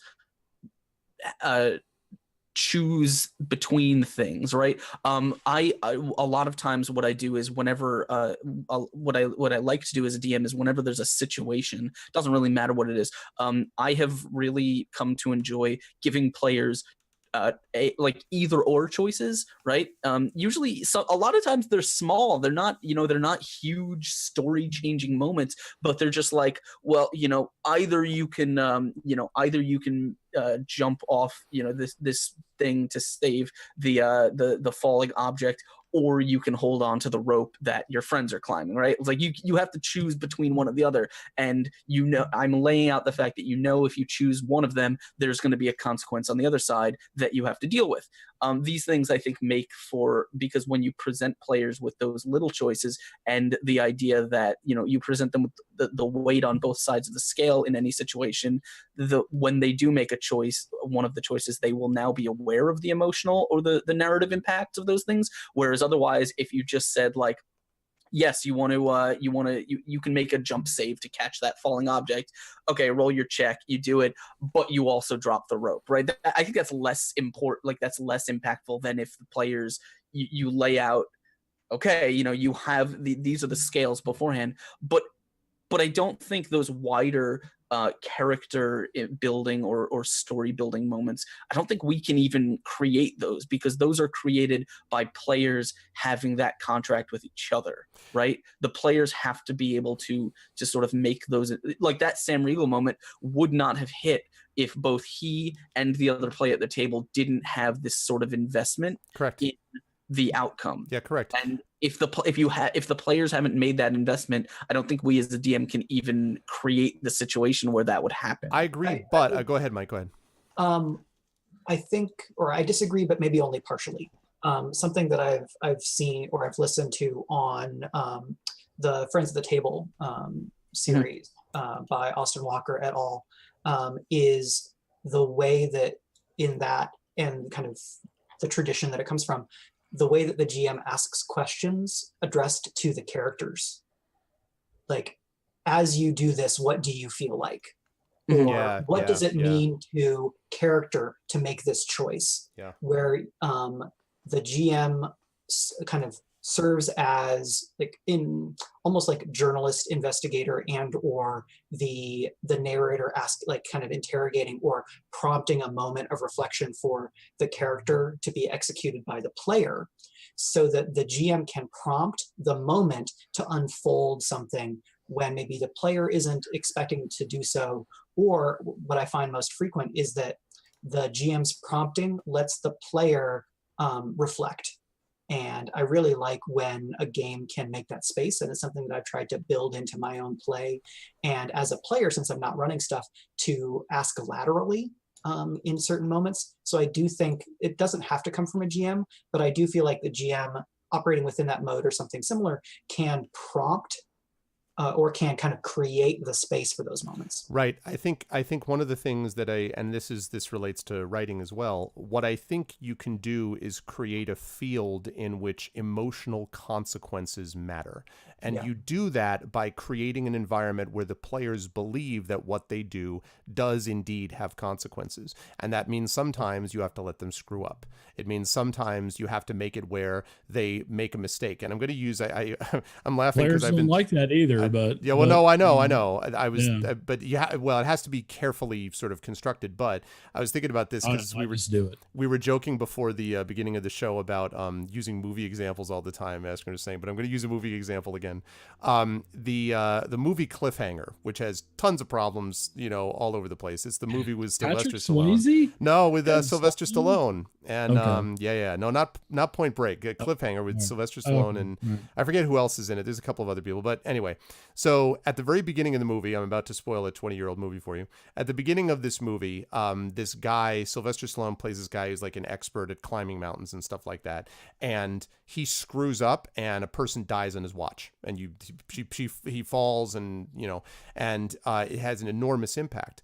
Generally, you don't start heroic movies. But you could sometimes have heroic movies where someone dies peripheral to the hero, or the hero is impacted by the death of this person and that kind of drives their revenge, or what that happens. But the number of times that you have movies where the hero actually starts with a failure when they were the hero, not I was a kid and I couldn't save my parents and blah, blah, blah. I mean, like, you're who you are now and you screwed up to begin with. That's generally not something that a lot of films or books, frankly, want to go down that line.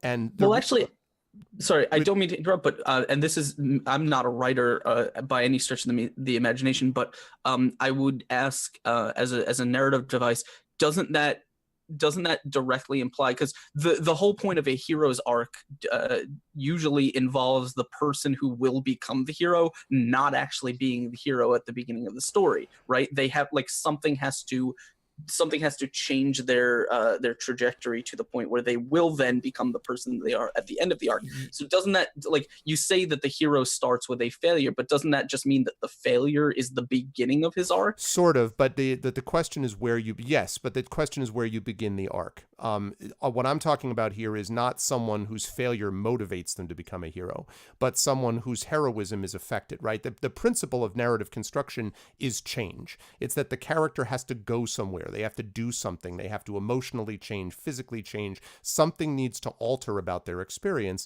And if it does not alter in their experience, if they don't change, then you frankly don't have a story. Stories are about a change in the status quo. Sometimes it can be a return to a previous status quo, but the status quo of the story is X. What happens by the time we get to the end of Y is very different, even if what that means is that we're actually demonstrating aspects of X that the audience didn't realize at first, like those who leave Omelas, or stories like this, where the thing you think you see on the surface is not really actually what's happening. But that too involves a change, right? It's a change of perspective. The reader's perspective is different because there were things going on that they didn't actually think were happening. So you're right that there is an arc there either way. But the thing I think that's interesting about it is beginning with a failure from the heroic perspective means that the heroism has to be defined differently, right? Like by the end of the movie, he cannot be the same person, the same type of cliff climber that he was Right. at the beginning of the movie. And so I think that similar things can happen in this experience where you can set up things where consequences happen, and the consequence doesn't mean, and then the story's over and you don't get to do anything. It's that now you have to pick up the pieces. Now you have to survive in the aftermath. Now you have to determine who you are Right. now. What is it that you exist as now? And so in both cases, I guess you could say that there is a hero's journey, but one of them is someone who's learning to become a hero. Another one is someone who's learning to become a hero again, a different kind of hero, a different kind of protagonist, a different kind of experiential learner, and that I think that sort of thing can provide a lot of differences from the way that we sort of traditionally imagine it. So I'm not really disagreeing with you, Askren. I think you're probably right. No. But I think there's a different, I like that it's starting at a different spot in the journey, I guess. What I was gonna say is the first thing when you talked about the first thing I thought about was the last Mission Impossible movie. Like we're going into that movie, we already know that Tom Cruise is a hero. He has done heroic things, right? But also the thing about sequels is I feel like whenever we're talking about movies, every sort of movie, even if it's number 5 in a chain of action movies where the main character is a hero every single time, we're always sort of starting at zero, right? Like because we know something new has to happen, and that movie basically starts with him getting blindsided by the villain, a bunch of people die in front of him and he can't do anything to stop it, and then also his organization gets blown up and everyone's dead except him. So he's essentially started, it's the a lot of sequels do that where it's like we reset to zero and we push the hero not just to zero, but we also push him a little bit over the edge of despair, so that he has to climb out of. In D&D, we can't really start a campaign with that. I'm sure you can if you are like.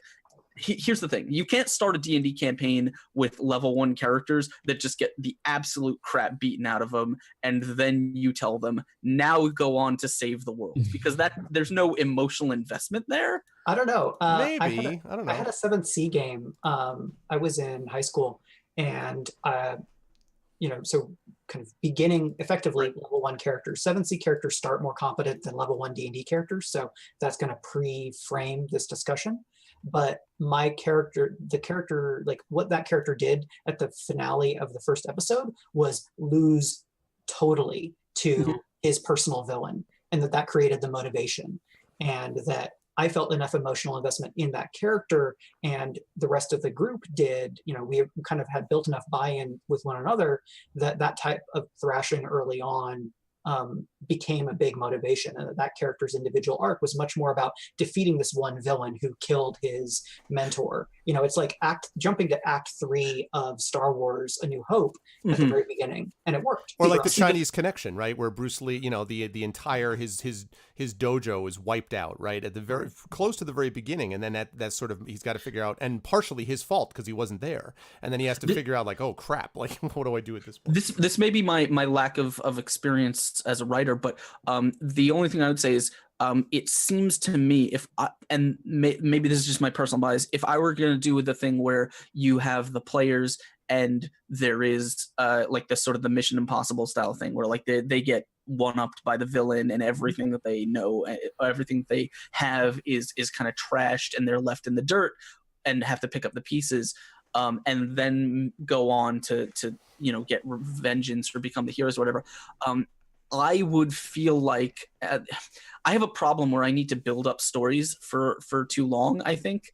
I write stories that go too long because I spend a lot of time in the build-up. So in my head, I would need more time at the beginning to actually, like, whereas if we're talking movies, for that event in my campaign would probably happen in the second act rather than in the first act. That's probably bad screenwriting, but it's the way that my head works. Is like I feel like I need more time for the players to buy into their characters and the world before, rather, because I feel like if you just start in the first or second session and you just rip everything away, they haven't had time to invest in their characters or the people around them or anything like that. Other than, I guess, surface level, for it to really have as much impact as it could. I think for me, it depends on along which axis do you attack them. And, and maybe this is just a thing that you do in the game setup in session 0. It's like, hey, I'm really interested in doing a revenge story. Or, are y'all interested in right you could that's my point, is you could sort of preempt that by letting the players know this is how it's going to go, but I even still, and again, I don't know if this is the case, it's just how it works in my head, but even if you do the most intensive character and world building in session 0, I still don't feel like the players have actually tactilely experienced and bought into the world enough for it to have as much impact as it could if, for example, that person that you kill in front of them and that thing, and that thing that you tear down or tear away from them is something that they spent a little while actually doing and acquiring for themselves. Well, I want to get Dave's take on this in just a minute, because I'm curious to, drawing upon his experience with this too.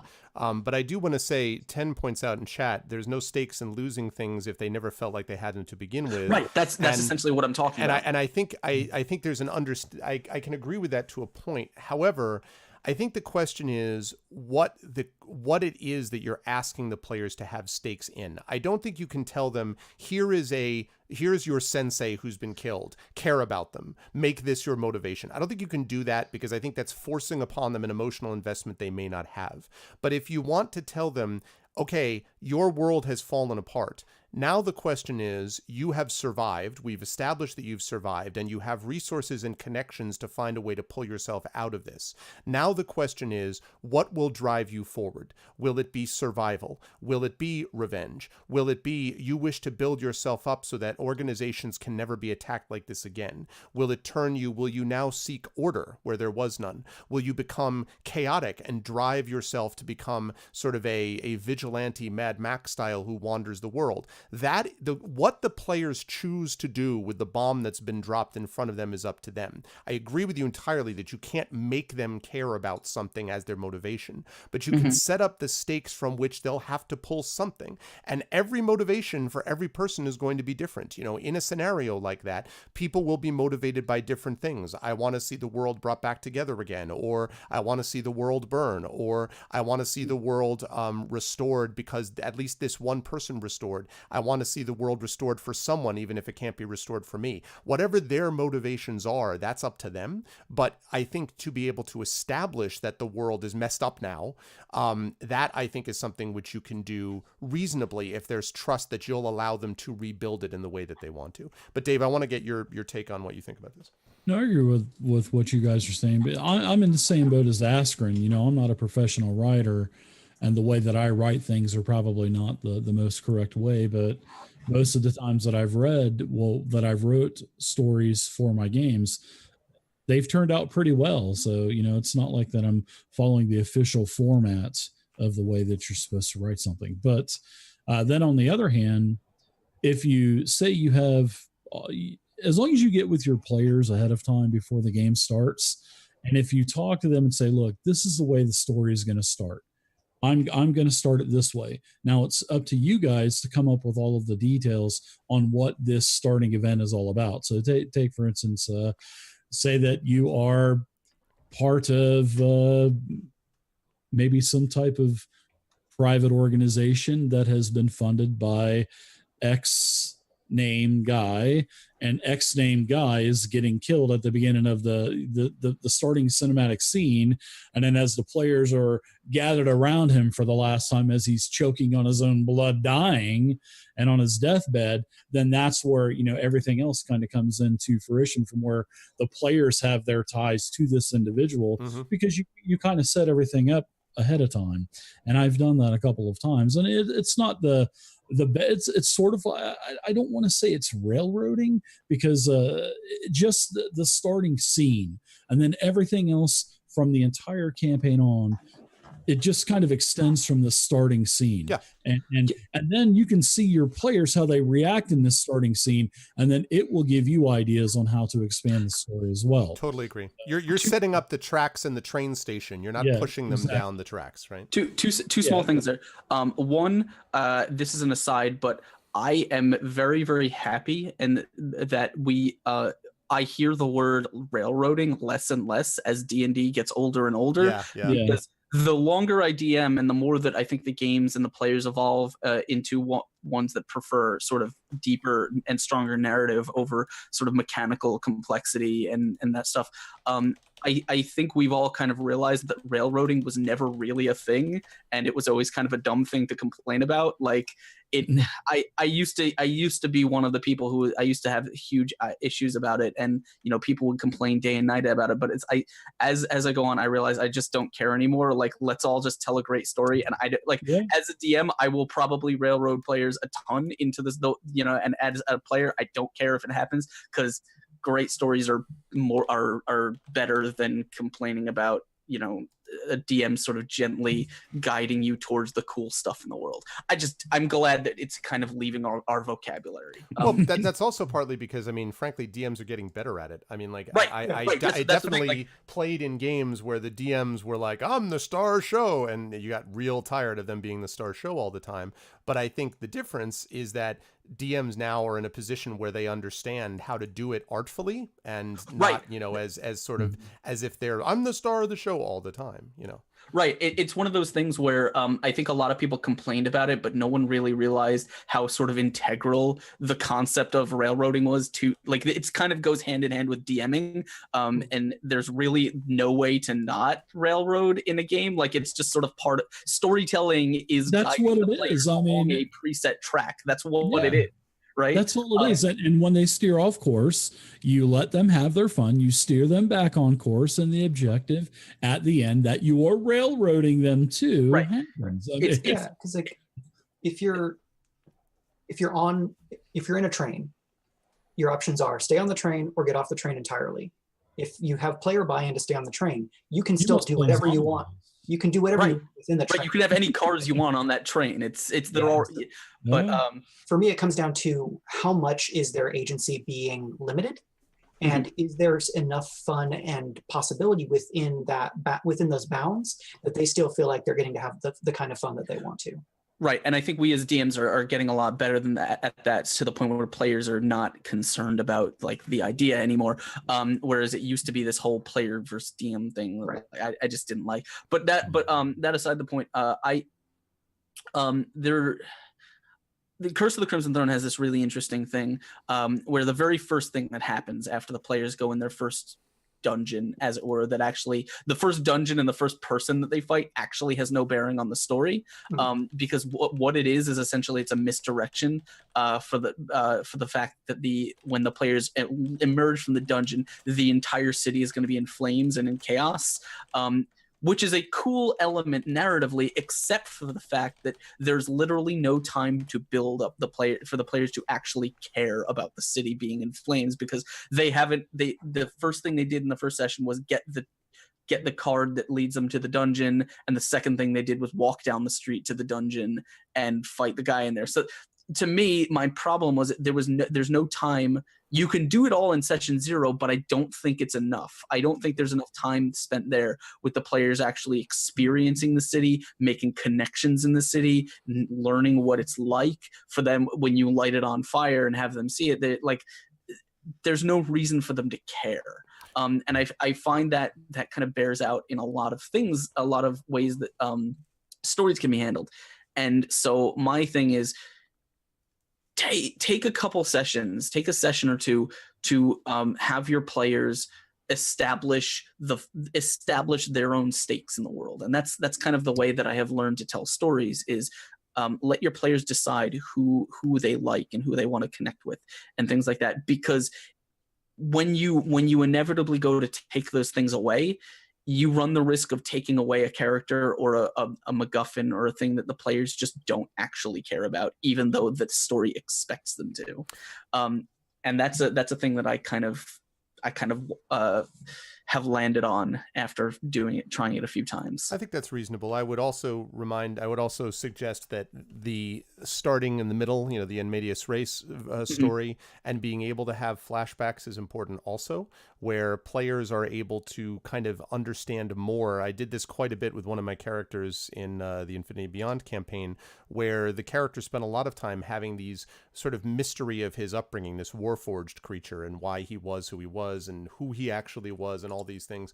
And the reveal, which only happened just very recently, was being doled out over a period of time, and it deepened that character, that player's investment in the character, because he understood certain aspects of himself, but in a way he was learning along with everybody else. And I had to be careful because I didn't want to be like, okay, here's who your character actually is, and take away their agency. But as I gave them who his character had been, like who his original, like what the Warforged had originally done, who he had served, what his essence was. For this, you'll have to actually look at the campaign itself. That was the sort of thing that as he learned it, then the question was, now what do I do with this information going forward? So in a way, we were giving him aspects of his background. He was learning more and was integrating that into his current behavior, which was being played the way he wanted to play it, and that in the way that he wanted to do it. And so those flashbacks are also a thing as well, where you can make reference to, if you will, an imaginary session zero that never happened, right? This is what happened in the past. And that also can be exciting for both player and DM, and frankly also for the audience too. That can be exciting for them as that information is gathered as well. So these are things that can happen as a consequence of that. Yeah, go ahead, Dave. Oh, I was going to say, before we move on, I was going to just kind of touch on back, you were talking about Tyranny of Dragons. Yeah. I'm not a fan of that campaign. I mean, the campaign was okay. Horde of the Dragon Queen, the first part, was very long, drawn out, traveling. I didn't particularly like it, but the Rise of Tiamat, that was good in the aspect of now your heroes are higher level, right? And now what they really did well at Kobold Press when they created this and Wolfgang and his crew is the implementation of the check, the chart that actually you had to go and talk to the elves and try to get their faction. Yep. You had to speak with all of the organizations, all of the different dragons. There was a lot that you had to do, and it was a pretty extensive matrix or checklist. And I like that. That was my favorite part of that entire campaign. And that campaign went on for a year and a half. Yep. Definitely the most favorite part for me for that. And if you could take that and implement something like that into your game, that would even be that much better, especially to give your higher level players that feeling of, wow, I'm just not a grunt killing the kobolds and the goblins anymore. My character actually is a badass, and now the NPCs that I used to look up to, now they look up to me because I'm, not because you're the 12th circle or the 12th level or whatever. So yeah. And I agree with you. I like the fact that campaign, as it goes on, becomes a little more sandboxy, precisely because they have more things they have to concern themselves with than in the beginning. In a way, Horde of the Dragon Queen was okay, but in a way, the problem with Horde of the Dragon Queen is that it's kind of, they can't really make that into a sandbox, right? They're going to basically just get destroyed if they try to let them do whatever. So they've got to move them forward somehow. And as a consequence, there's a lot of like long caravan rides and things like that I had to modify pretty extensively so that it would work out. But yeah, I agree with you that like it had a sort of different feel to it. Pacing is definitely a big thing. I like Storm King's Thunder, which I'm running my D&D with GOG group through. But one of the issues with that is that fairly early on, that sort of throws everyone into a sandbox when I think they're kind of too early level to really handle it. And so their reaction is then, I don't know what to do. It's not even a mechanical thing like they're going to die. It's just like, I don't know where to go. Like what? Like who? They don't even know like what the implications are. Whereas if you push that moment later when they're higher level, when they've already explored a lot of the world, when they already know a lot of these NPCs, when they already have resources and connections, it can matter. So pacing is different. And by the way, to go back to writing for a minute, that is something that we as writers need to think about all the time, is about when to introduce various challenges to characters. When are they ready for moments? Mike, I was thinking about this with Born of the Blade. When are they able to handle some of the political intrigue? Because it's not right out of the gate. It's not immediately. It's got to be stuff as they begin to develop as warriors and as diplomats and so on. Then you begin to show them at a different stake. But if you just began them with immediately, all right, good luck, like throw you into the deep end of the pool, I don't know that it would be coherent, for readers, let alone characters. Conversely, that for me is part of why the drama works.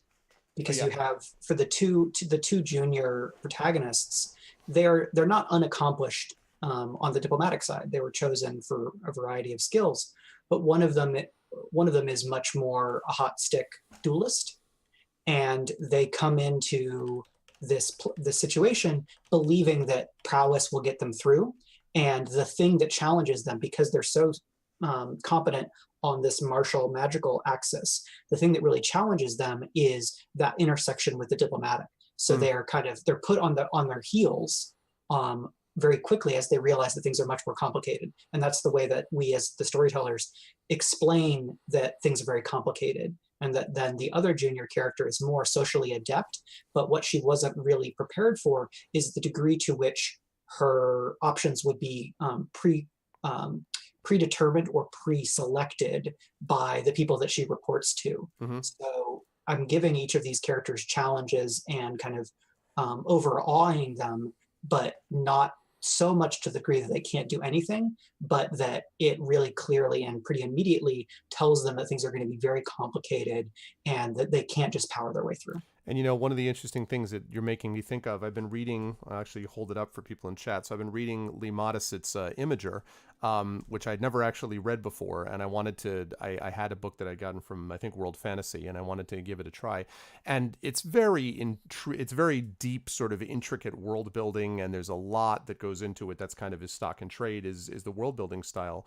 But I have to say that what you're describing, Mike, is actually, the book is a little slow in its first half, the Imager I'm talking about. And the reason, I think, is because it really shows you the beginnings of his learning about all these experiences. And he begins to be able to actually do stuff and not be afraid that he's just going to screw it all up about midway through the book, which is when I find it interesting, right? Like I start finding it interesting at that point, not the sort of fumbling moments at the beginning.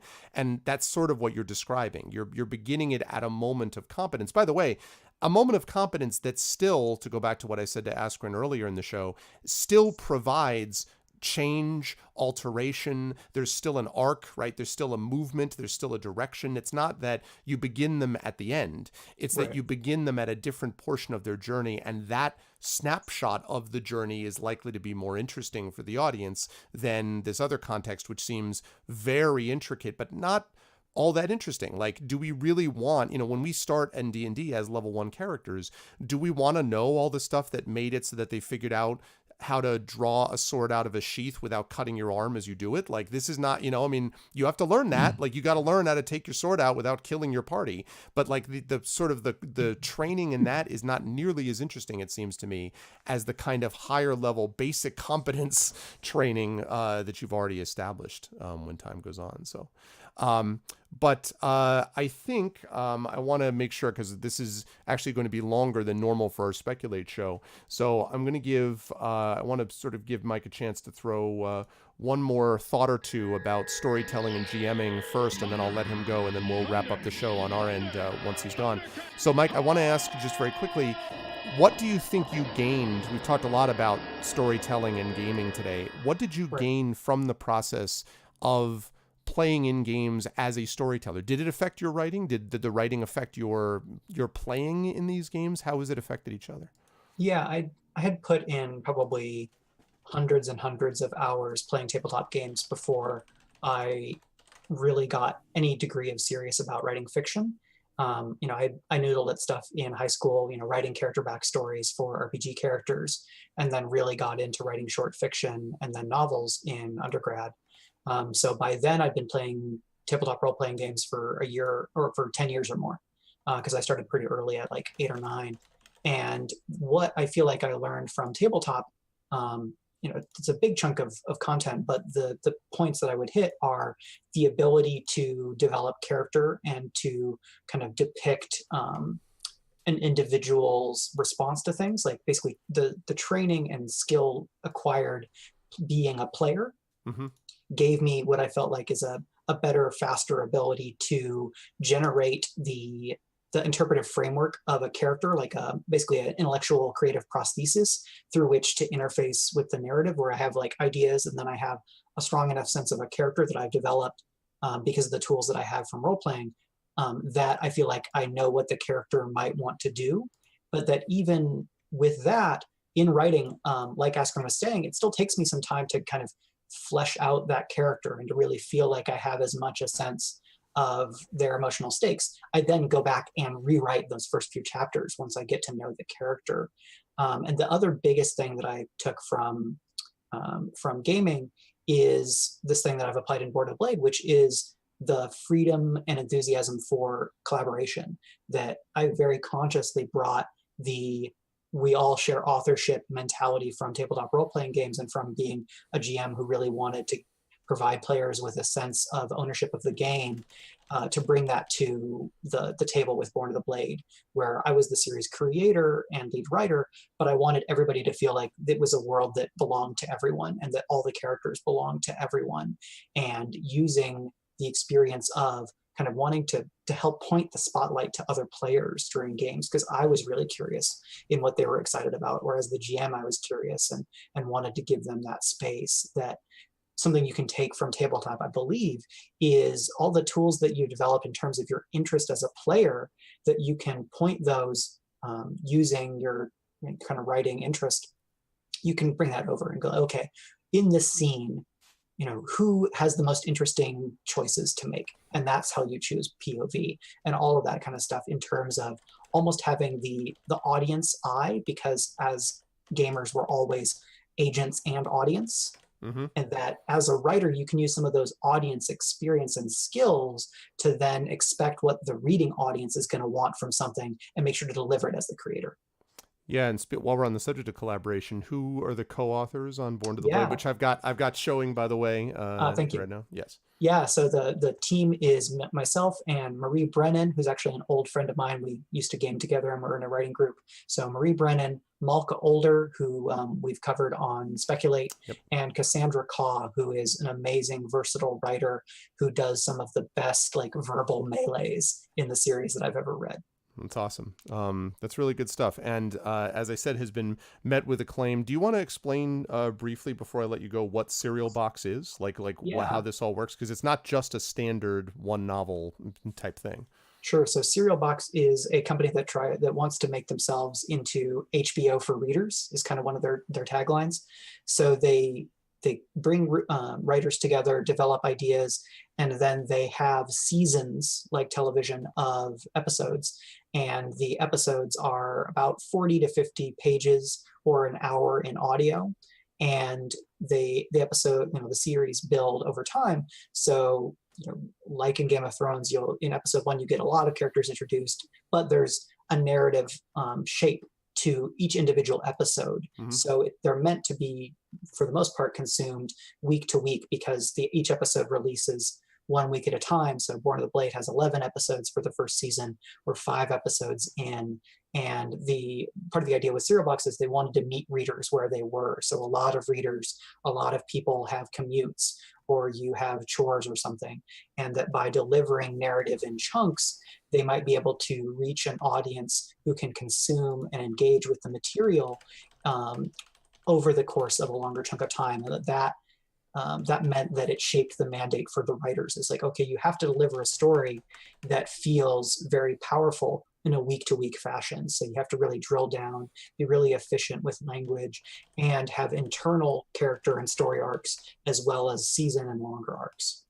Yeah, it's a really cool concept, and I think that kind of, sort of incremental fiction, a term that I've just made up, I think is going to be something which will happen more and more, especially when you have writers that are willing to work in kind of this collaborative environment, which I think is pretty neat. And by the way, on the gaming side of things, this is the sort of thing that's been done in some context or another through even short stories, through collaborative universe work. Really games, in some ways, games got here as a collaborative universe, writing in the Forgotten Realms, or, writing in Eberron, or writing, or whatever the case may be, even before fiction more generally was looking at it, and genre fiction. So I think it's neat. And if I may just put in a quick plug for my chosen genre, I'm also very proud of fantasy that we do this stuff first. Yes, I know that, other fiction can do things of this kind, but the collaborative serialized fiction, that sort of thing, I think it's interesting that it gets its roots in our genre. I'm sort of proud of that. I mean, it moves away from it pretty quickly too, but I like the fact that at least we were one of the pioneers, our genre, and doing stuff like that.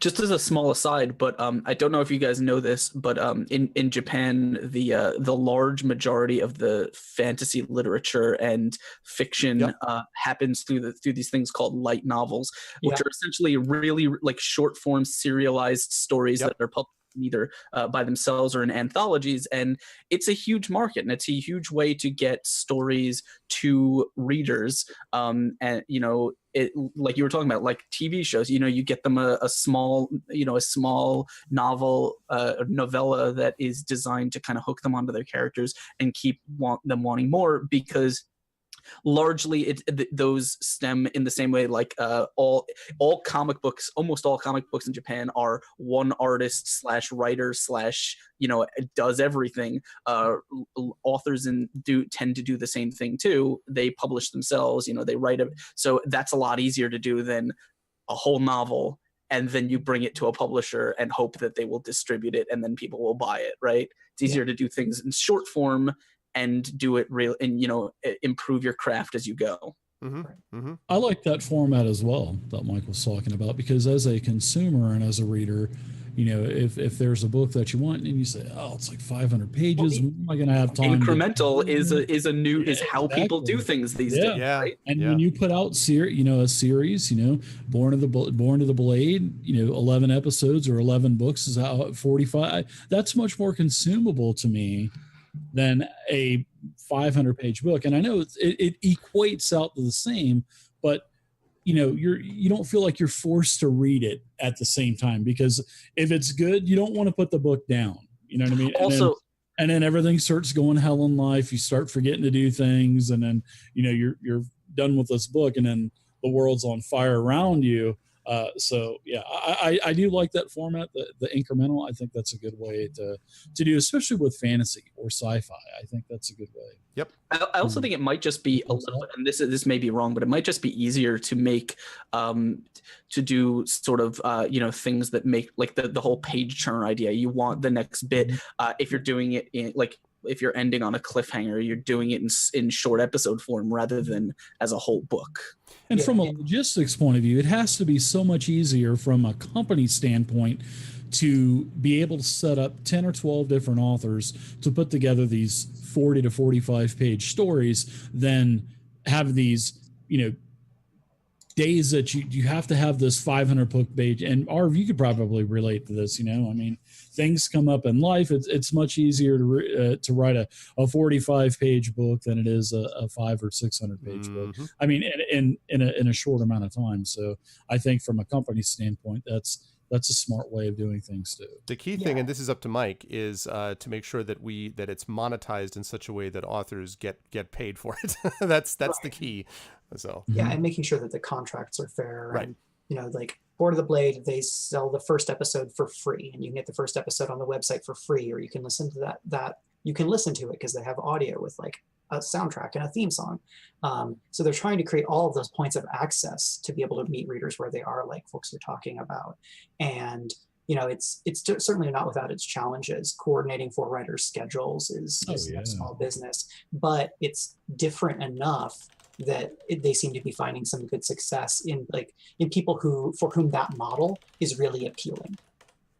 Right, and allow them to sort of bring them into the other person's other work as well, which is a good way for us to thank Mike for having been here. And Mike, where will the fine people be able to? The Speculate folks, of course, know that they'll find you right on the show. But where will the fine people that are not in the Speculate world be able to find you? Born of the Blade and all that other stuff that you've got going on.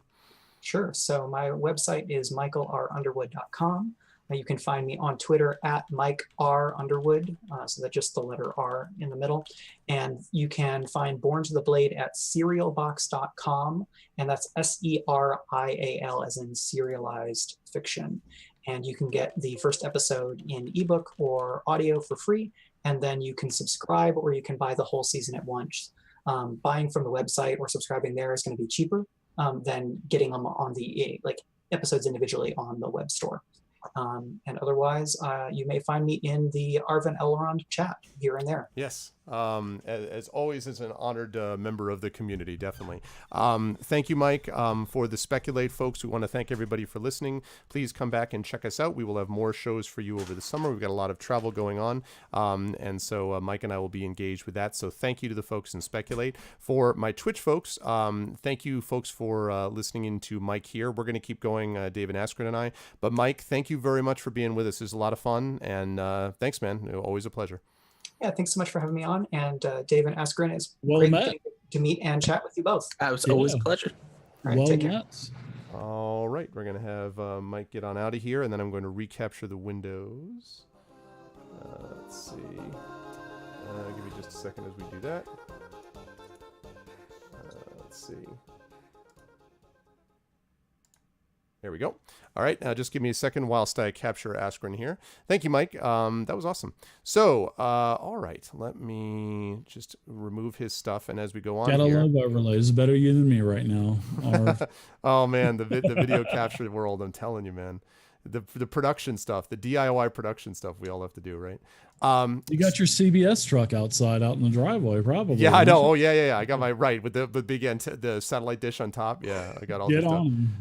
The ones with the truck. So, all right. Well, I think this is a good stage actually for us to talk about product review before we get into Q&A. Dave, I want to go the opposite Why direction. don't we solicit the questions now, and then we'll get to them after we talk about the products? Okay, that's fair enough. So if you folks have questions for us, now would be a good time to ask them. If you can put in chat, just capitalize question, and then whatever question you have for us. And then we will get to those, as Askren said, as soon as we're done with our product review. You can talk about anything that we've asked, D&D stuff or stuff that we didn't bring up. Feel free to bring it up and we'll get there. We're talking a lot of narrative development and story writing today, but of course you have a panel of three old dungeon masters. Old. So Ancient. You have three ancient. Askren, can you hand me my cane, I cannot please? hear the thing. You notice, Dave, how the youngest guy is like, oh yeah, three old, like, yeah. I'm very old. I don't know what you're talking about. Askren is old. So yeah, but I want to start with Dave with the with now you can show it off, man. Show us the power of Gloomhaven, because I know. Oh, hell yeah. Well, a couple of weeks ago, my son sent me my birthday present. And he told me back in February that he had a really cool birthday present for me and that it was delayed. And I'm thinking, all right, son, you just didn't buy me anything. You know, you've done this before, with relatives and stuff. But my son sent me a couple of weeks ago, I got the Gloomhaven board game. I'm starting to get more into board games, especially now that I'm in El Paso. There's a lot of people here that aren't senior citizens, like where I was living in Florida before, and I can actually meet people and play games with them. My son sent me this beast, which is the Gloomhaven board game. It is about 20 to 25 pounds. Is that like a cube even? Is that like a... No, it's a huge rectangular. Oh my beast. God. I mean, this thing is massive. That's Arv. ridiculous. It's got around 3,000 plus pieces. You start with base classes, you retire them, they come back as NPCs later. There's 11 or 12 more classes to unlock. It's a dungeon grinder type of game, a tactical game, but there's all kinds of achievements your group can get, your party can get. If you're in that kind of thing, this would be perfect for you. There's 96 adventures. I mean, this is a massive, massive, massive board game, but it's not used all at once. And you can check out my unboxing that will be on the YouTube channel probably later today. But as for other board games, I traded in and I mentioned this earlier on. I traded in a bunch of a bunch of first and second edition books that I repoed from my friends every time I'd lend them $10 to go to Taco Bell or to get 2 liters of Mountain Dew and bags of burgers from Hot and Now for 19 cents a burger. When they wouldn't pay me back, I would repo their books, and they knew that like that taco cost you your encyclopedia. Exactly. Yeah. So I had like 7 unearthed arcanas. I had 5 players handbook, 6 DMGs, like 5 of each. Wow. Monster Manual 1 and 2, deities and demigods, and I traded all those in, and I traded all my Pathfinder first edition stuff, which wasn't very much. except for I had like the Rise of the Rune Lords anniversary, which I kind of regret because that was actually a beautiful. That's a cool book. The anniversary is a nice book. It is, yeah. I did keep the leather one with the Sahedron on the front. No, it was the just the regular printing. No, I wouldn't trade in any of that special edition stuff. But I also traded in a couple of second edition hardbacks because we never really got in. We bought the core stuff, but then when we found out how it was so diverse with 50 players books and 50 race books, which actually the Castles and Strongholds book is a great tool still from second edition that goes into building castles and the hierarchies of castles and all of your other peasants and, feudalism and shit like that. So yeah, that's a good one to have. And even for fifth edition, but I traded those in. I literally got like almost $600 worth of store credit. I got, stupid games. It was stupid fun games like King of Tokyo, the Zombie Dice expansions. I picked up all of the different D&D board games like the Legend of Drizzt and Castle Ravenloft. Yeah. And so I'm going to start playing a lot of board games, and I'm going to start writing blogs and taking pictures. And when I move at the end of the year, I'm gonna build a really nice studio in the new place, so all my players will have cams and mics. So it will be nicely done, and it just won't be just thrown together. So you'll be able to watch us play board games. You'll be able to watch us play Gloomhaven and stuff like that in the future. I want to hear your review when you have it on Gloomhaven, because that's one of those ones. See, the thing about some of these things, I play Stuffed Fables, which is the new one from Plaid Hat Games that made Mice and Mystics.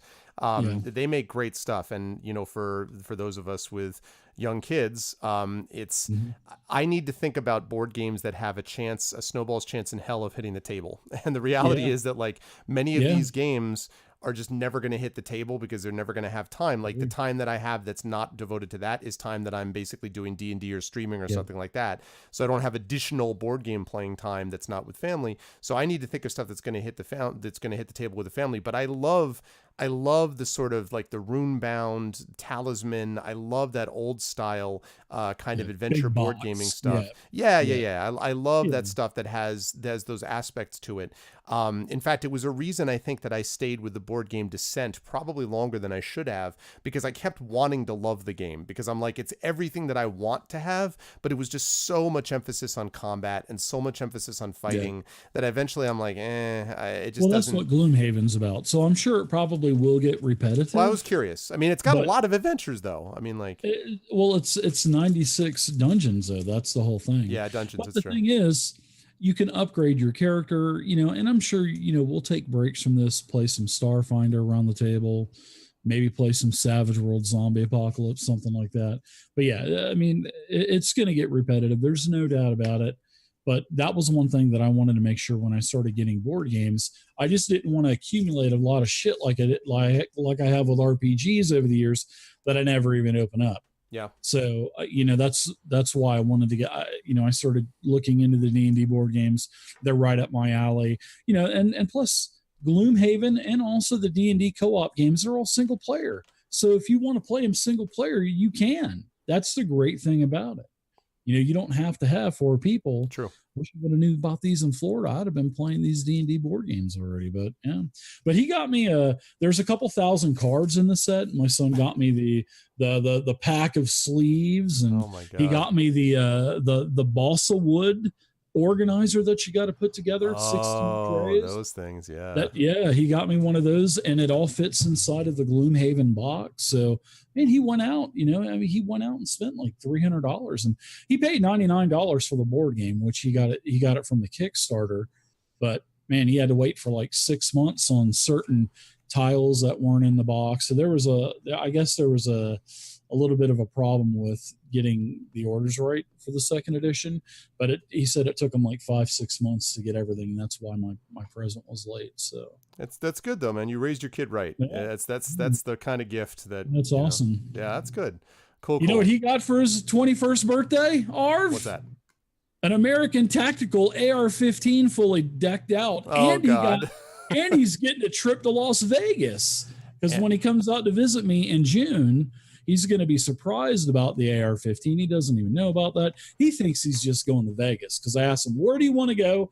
El Paso's in the middle of everything here. I asked, do you want to go to Denver, Kansas City, San Diego, Los Angeles, whatever?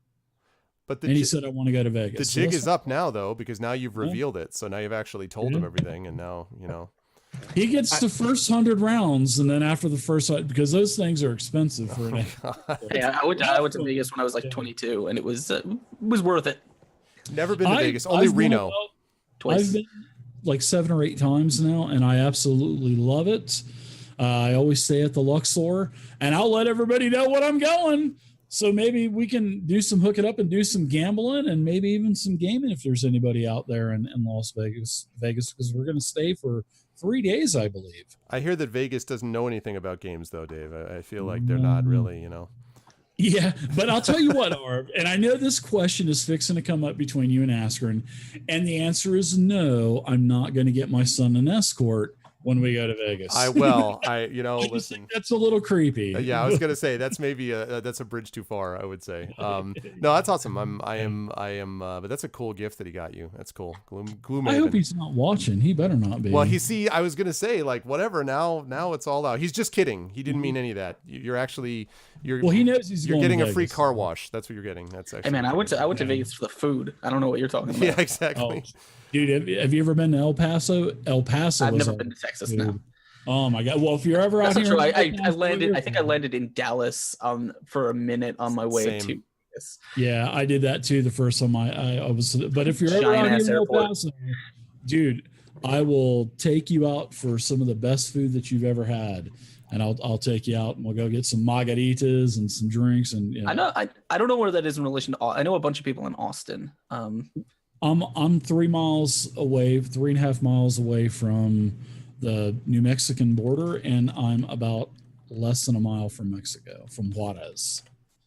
I've got a big mountain in my way, so probably a couple miles from Mexico. I'm in Northeast Texas, well, Northeast El Paso, but on the very, very, very western nipple of Texas. Okay. So I'm looking at this cover and man, because anyway, I can't too many board games already.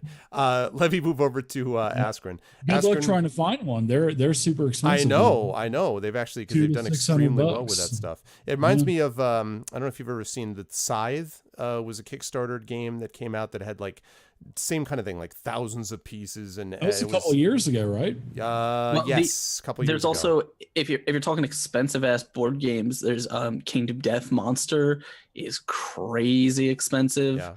Of course, Twilight Imperium. You got your oldie but goodie. The thing is, I think, and this is not something for this show, mostly because I'm not a board gamer and I don't like buy. I guess I never was by either. trade. It just kind of No, yeah, it's try it, you know. it's not my wheelhouse, but I do think a lot of games, because they're kind of trying to up the ante with production and with cost, and a lot of them are like, oh, we Kickstarter, let's just add 1,000 plastic pieces for no reason. Yeah. It's a lot of games are kind of delving into that area where one person probably isn't going to buy this. Maybe a whole gaming group might get together and buy it, but it's like a lot of games are kind of treading that area. Like Kingdom Death Monster, something like $300 for the box because of all the high quality resin pieces and stuff that are in there. It's like, it's not gonna be a one person thing, right? Like no one person is just gonna buy that to have it. Yep. But it's sometimes getting the unboxing of those things is pretty epic. So Yeah. all right, Asker, what do you got for us? What's you got any product review that you want to throw our way?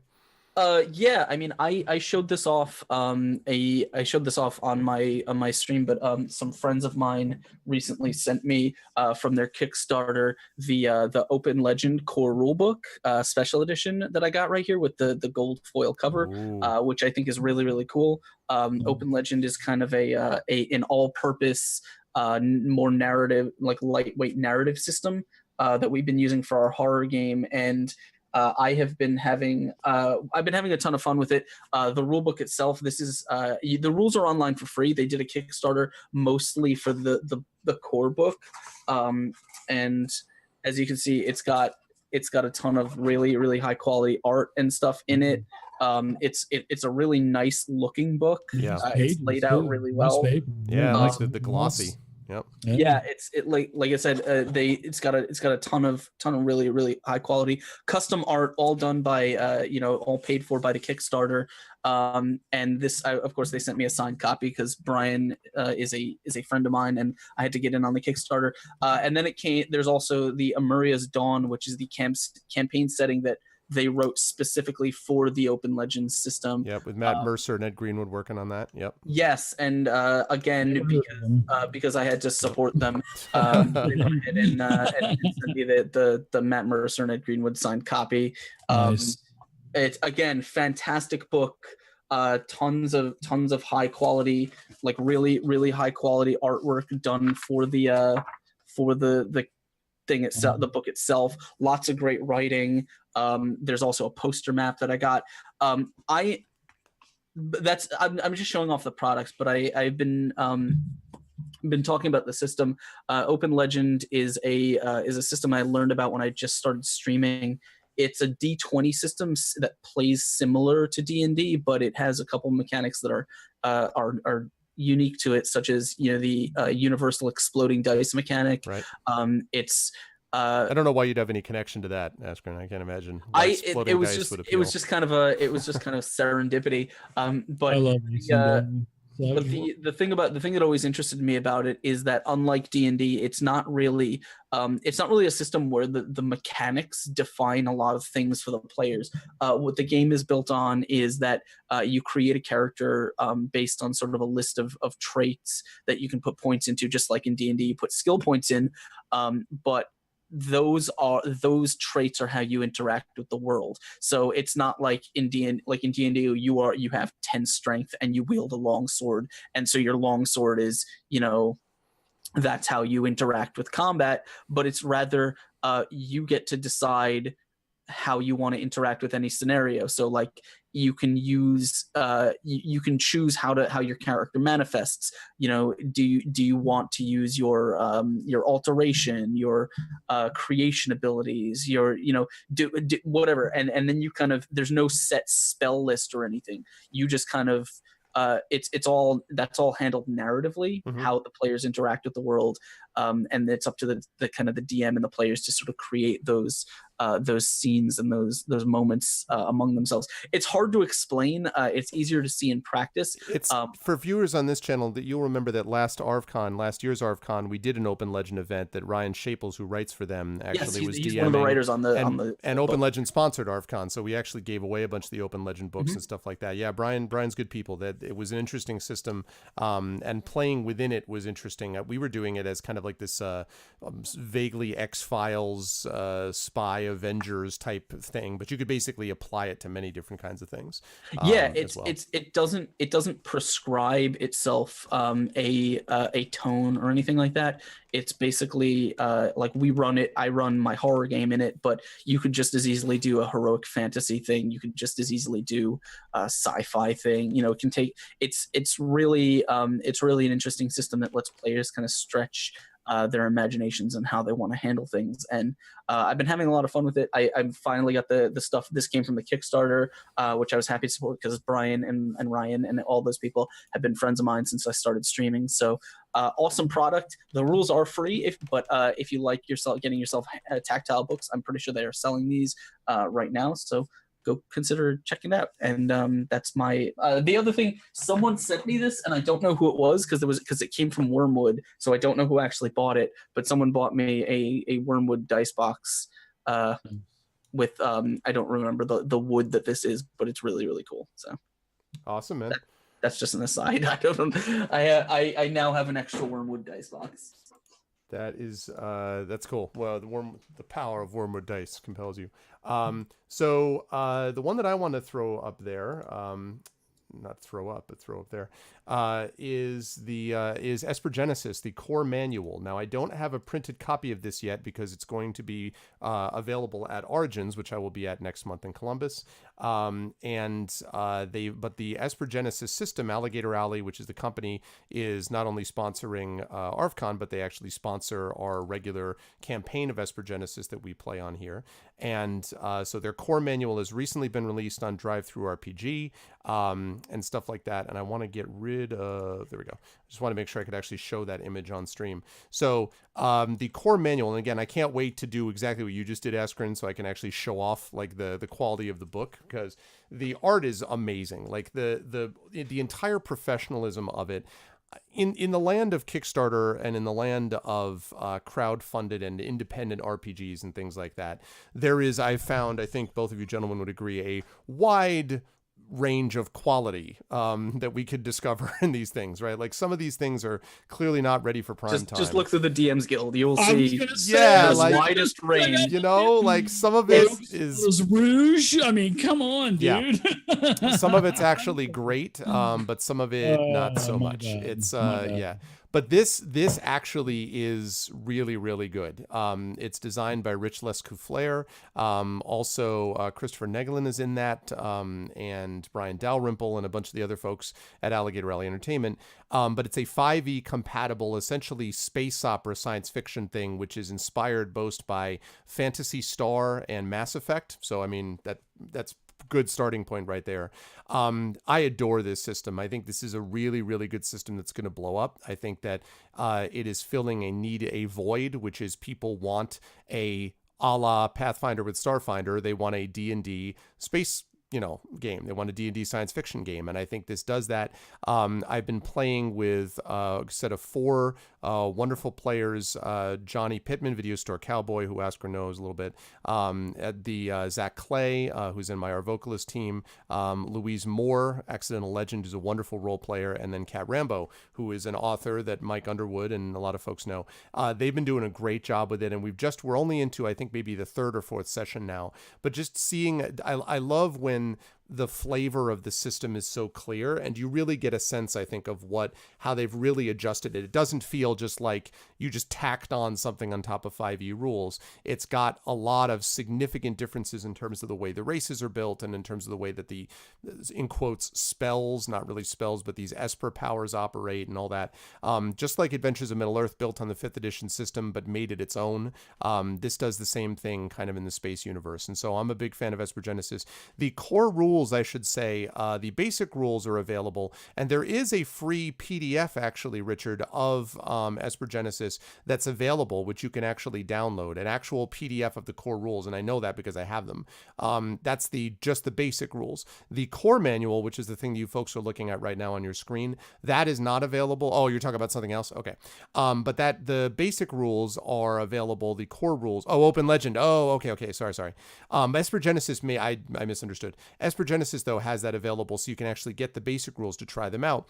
And then the core rules, the core manual, which has all the details of it, is here. And as I said, I cannot wait to get my hands on this next month, because I think we've talked about this before, but there's something about having the hardcover book. You know what I mean? Like there's something about having the thing in your hands that you can open that just, I don't know, it gives it a kind of solidity to it. I don't know how to describe it. You can take it outside to the park and read it and stuff. Yeah.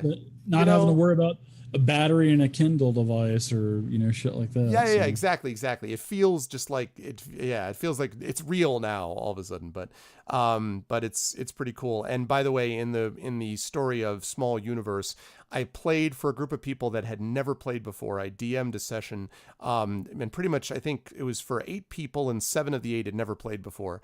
And so I DM'd this thing that was from the DM's Guild, and that was written, I didn't realize until I had already bought it and gotten it. It was written by Monica Valatinelli, who's been a friend of mine for a while, who's a very good writer and game designer in this space. She designed the Firefly role-playing game and a bunch of other stuff.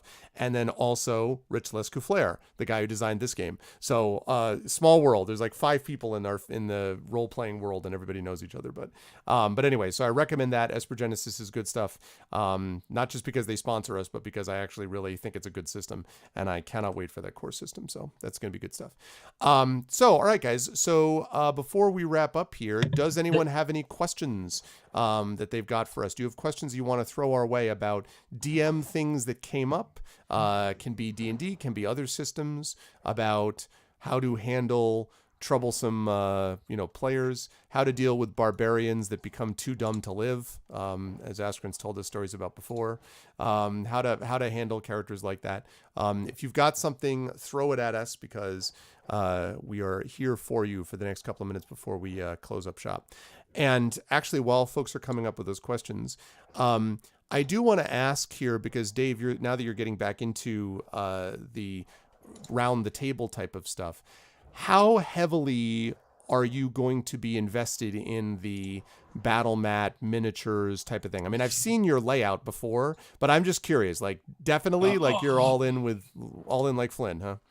Oh yeah, man. I've already of Icons of the Realms. I mean, I have 4th edition. I have one of each. I bought complete sets of the 4th edition miniature game series, it's okay to do that, but I need more than one orc. I need more than one kobold. And when Icons of the Realms came out, I bought a case of each. So there's been eight series now that's come out. I've bought 8 cases. I've opened them up all on stream. And I've sold about 250 or so miniatures that I just had, more than 5, 6, 10 of. So yeah, I'm full in. I've got about 1,500 minis right now at my disposal. When are you going to open your own store, man? Let's stop beating around the bush. When are you just going to open your store and just, No way, man. No way, because no way. It just wouldn't. It wouldn't happen, man. I mean, maybe in El Paso, but no, there's too many game stores already, and I just wouldn't. I wouldn't want to do that. I would want to open a game store in a city that doesn't have 10 game stores. But I guess. I don't know. I keep hearing about all this like inventory that you've got, and I'm just kind of like, the time has come. Well, yeah, the time has come. I'm making decisions on what I'm keeping and what I'm getting rid of.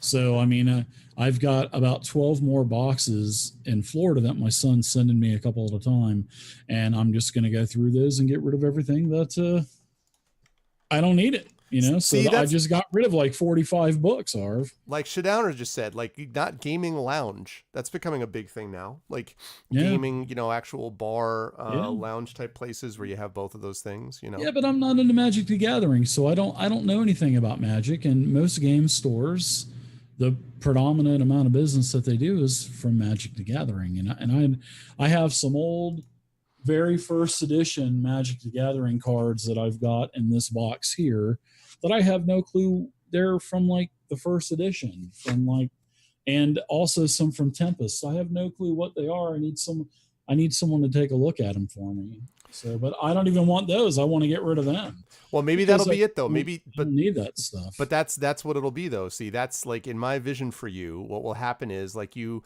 say that and they're like, game store, well, do you have Magic stuff? You're like, sure, and then you just like wave this box around, and then nobody ever actually sees it again. Like you just sort of wave it around, and they kind of forget. Yeah, but man, game stores, they have showcases of nothing but Magic cards, and I wouldn't know what's what. I have no clue. Yeah. So. Yeah, I understand. Well, someday we'll see if we can get that sort of handled. Do you, Ashken? Do you do stuff when you're doing your tabletop thing? How map mini oriented are you when you're doing your round the table thing? I don't do anything around the table anymore. Okay. Like I said a while ago, at Gen Con 2017 was the first time I'd played around a table in forever. Though I will say I don't have them in front of me. They're probably in the other room. But there are pictures way back on Twitter. I was given some because I was given a module to test, and what I did was I bought I have this large graph paper. It's like poster board size graph paper. Okay. And I used a permanent marker and I hand drew the maps like in black and white in as much detail as I could, because I don't know how to do anything else. It took a ridiculous amount of time, and I pretty much didn't finish. I almost didn't finish before actually getting on the plane and going to the convention. But I also bought a bunch of minis, because I went to, like, I bought minis for each character, because they all had pre-gens, and I bought them for each monster and stuff, and it was tough to do it like super last minute, but I did, because I like having things like that if I can. My issue is, and this is the reason I actually, when I'm doing things on Roll20, I don't use like the top-down token packs that you can buy in the marketplace, is because I like having each I like having something unique for each unique character.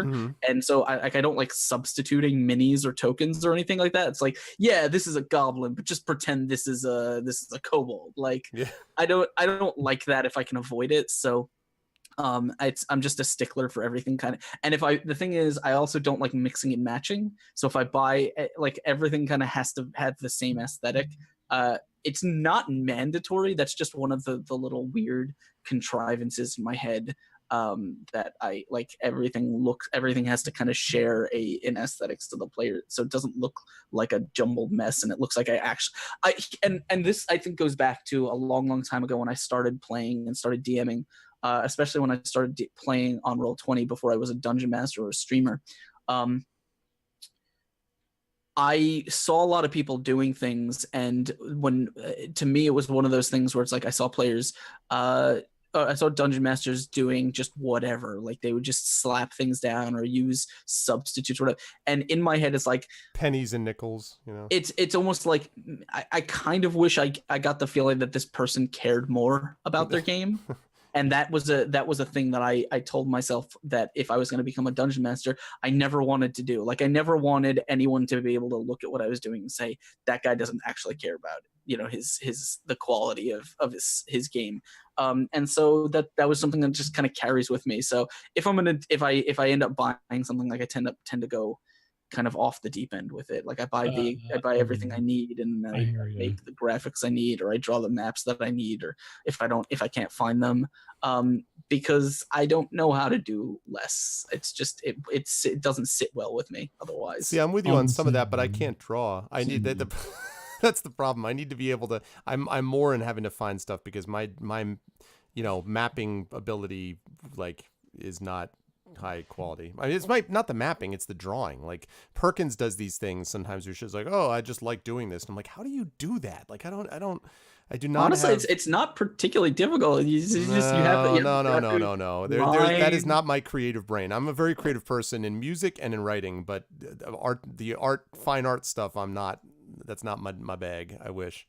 It's one of those things where it's like, graphics is about the only thing that I know how to do. So It's about the only thing that I know how to put. I am able to put a bunch of effort into and have not be garbage. So I got you. We all have the things that we are okay at, and then we kind of put all of our effort into that one thing. That's true. And it is interesting to see some of that stuff done. And I love, the map stuff is really beautiful. I love, it's been fun actually doing some of the stuff with D&D, with my D&D with GOG campaign, because it's so wide ranging, and sort of looking at some of the old school, like Waterdeep and stuff like that, old school Waterdeep maps. There's a million versions of it, but the sort of qualities of the different aspects of those maps and the different things they emphasize are pretty neat. So I think that's good. You're better at things than just one thing, Trendane. You've got at least two things. Yeah, you've got voice acting and role playing. At most, too. Oh man, much love, Trent. All right, guys. Well, I think that is going to wrap it up. We actually had a longer show. One quick announcement. Sure. Yeah. And this came up on Twitter, and it's been sitting on me. Okay. If you guys are going to Gen Con, which I hope you all are, they just announced that they have their official sausage sponsor for Gen Con. Nice. That is nice. I didn't even know what to say about I was just gonna say, I'm like, just let that. I don't know. Gen Con just tweeted out that they're working with a sausage company to make a bunch of custom-made like sausages. Outstanding. And I guess just like they did the Sun King Brewing thing last year. Yeah. So I'm like, oh, now I know why I'm going to Gen Con. That's exactly why. Contest is why. Oh my We're gonna have Mike Merles, Chris Perkins. And Monty Cook up here raking down hot dogs by the And back. andouille sausage.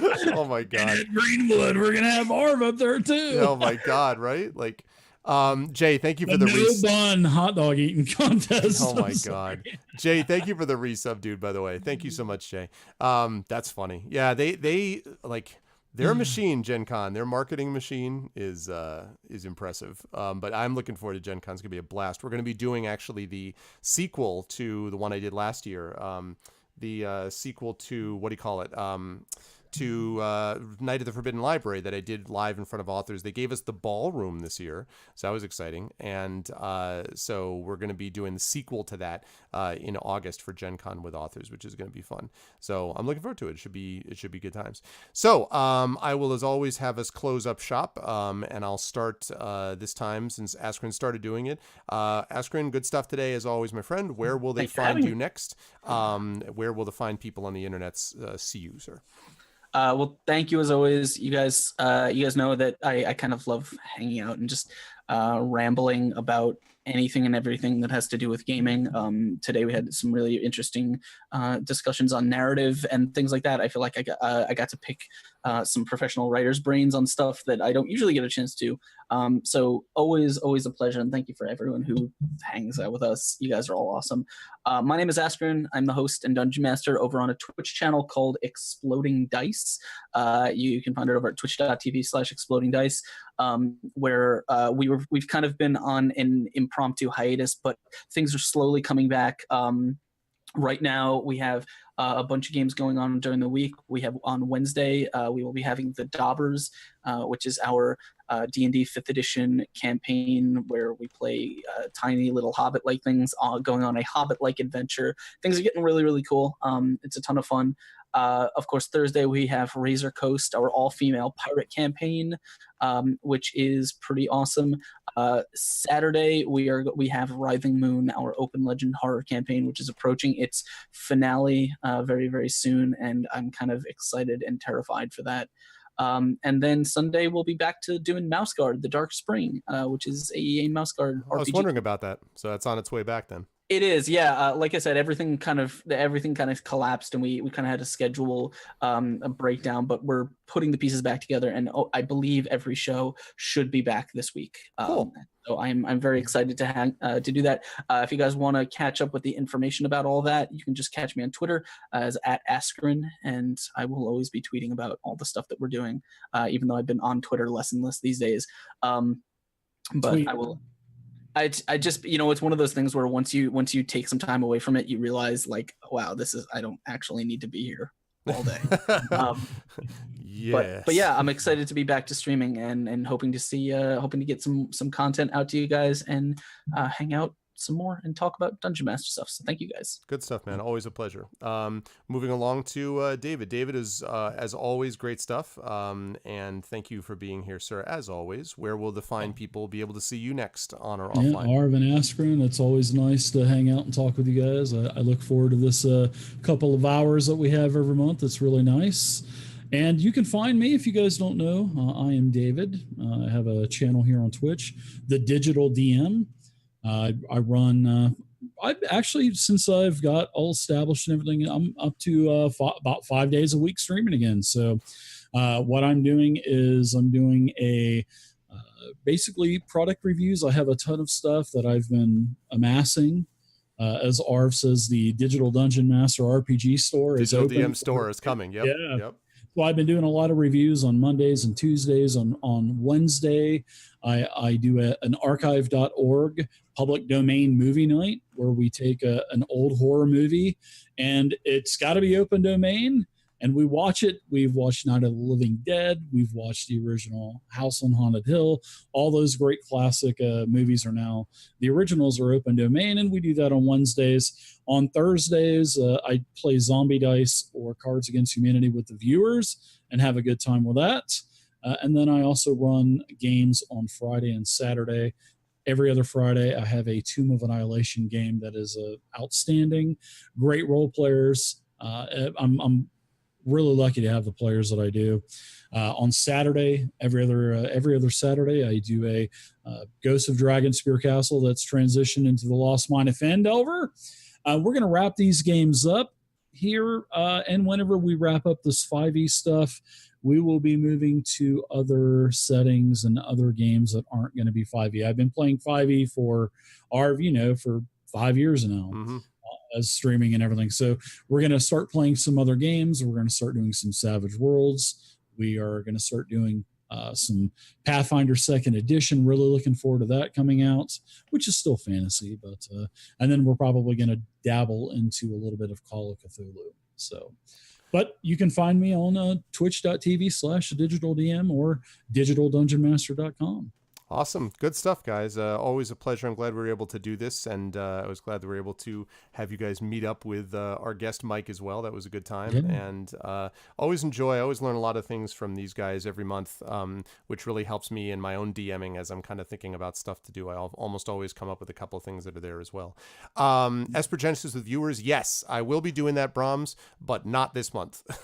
Next month, though, there is a good chance I'm going to be doing D&D with viewers, and there's a good chance, I can't guarantee it, but there's a good chance that might be Esper Genesis, but we'll talk more about that when we actually get there. So, gentlemen, I know Dave's got to get out of here, and I've kept Askren long enough as well, so I'm going to wrap up, close up shop. But gentlemen, make sure you follow their streams. Chat, can we get some love for our Masters of the Dungeon regulars?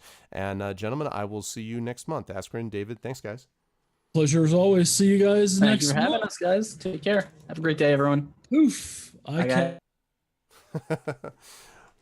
There we go. Cool stuff. That was fun. I really get a lot of good stuff out of this every time we do it, and it's always enjoyable to me to be actually able to have these guys that I can actually chat with. And of course, hanging out with my friend Mike is always a good thing. As I said, the stuff that we do on Speculate is always, I get a lot of interest, a lot of things that I learned from the writing side of things there. So having both of those combined together is that much better. So with that said, there we go. With that said, I want to thank everybody for being here today, and I want to remind everybody that we are going to be closing up shop here. Although I would have read the story because I wish Genly or Ashera were here because I have their stories. I'm like done and ready to go. I got it chambered and ready, but I do not have, sadly, either one of theirs. Unfortunately, they're not here. So as soon as we can, I'm going to try to be able to read their stuff, but that's not going to happen right now. So I'm going to close up a little bit early for today. At the top of the hour of next hour, not this hour, but next hour at 4 p.m., I will be over at GOG with my Pen and Pixel show doing BattleTech. Now, most important thing that I want to mention here, we've got two things that we need to remember. First of all, the game of the month, the chat chosen game of the month, is right here, and the final vote is happening now because next Tuesday we're going to be doing this. So now is the time, folks. Right now, this is what we've got for the chat chosen game of the month. We have got Okami has a slight lead over What Remains of Edith Finch and over The Pillars of the Earth, but it's not a big lead, just a slight lead. So now is the time. If you want to be able to get in and actually have a vote decided, now is the time to actually get in, because at the end of the session today, we're going to close up shop, and whatever it is what I'm going to end up doing. Right now, it's Okami with 8 votes and What Remains of Edith Finch and Pillars of the Earth with 5 each. So we're tied up there. So now is the time for you to get your votes in. We're going to be doing this, as I said, in 1 week, next Tuesday at 12 p.m.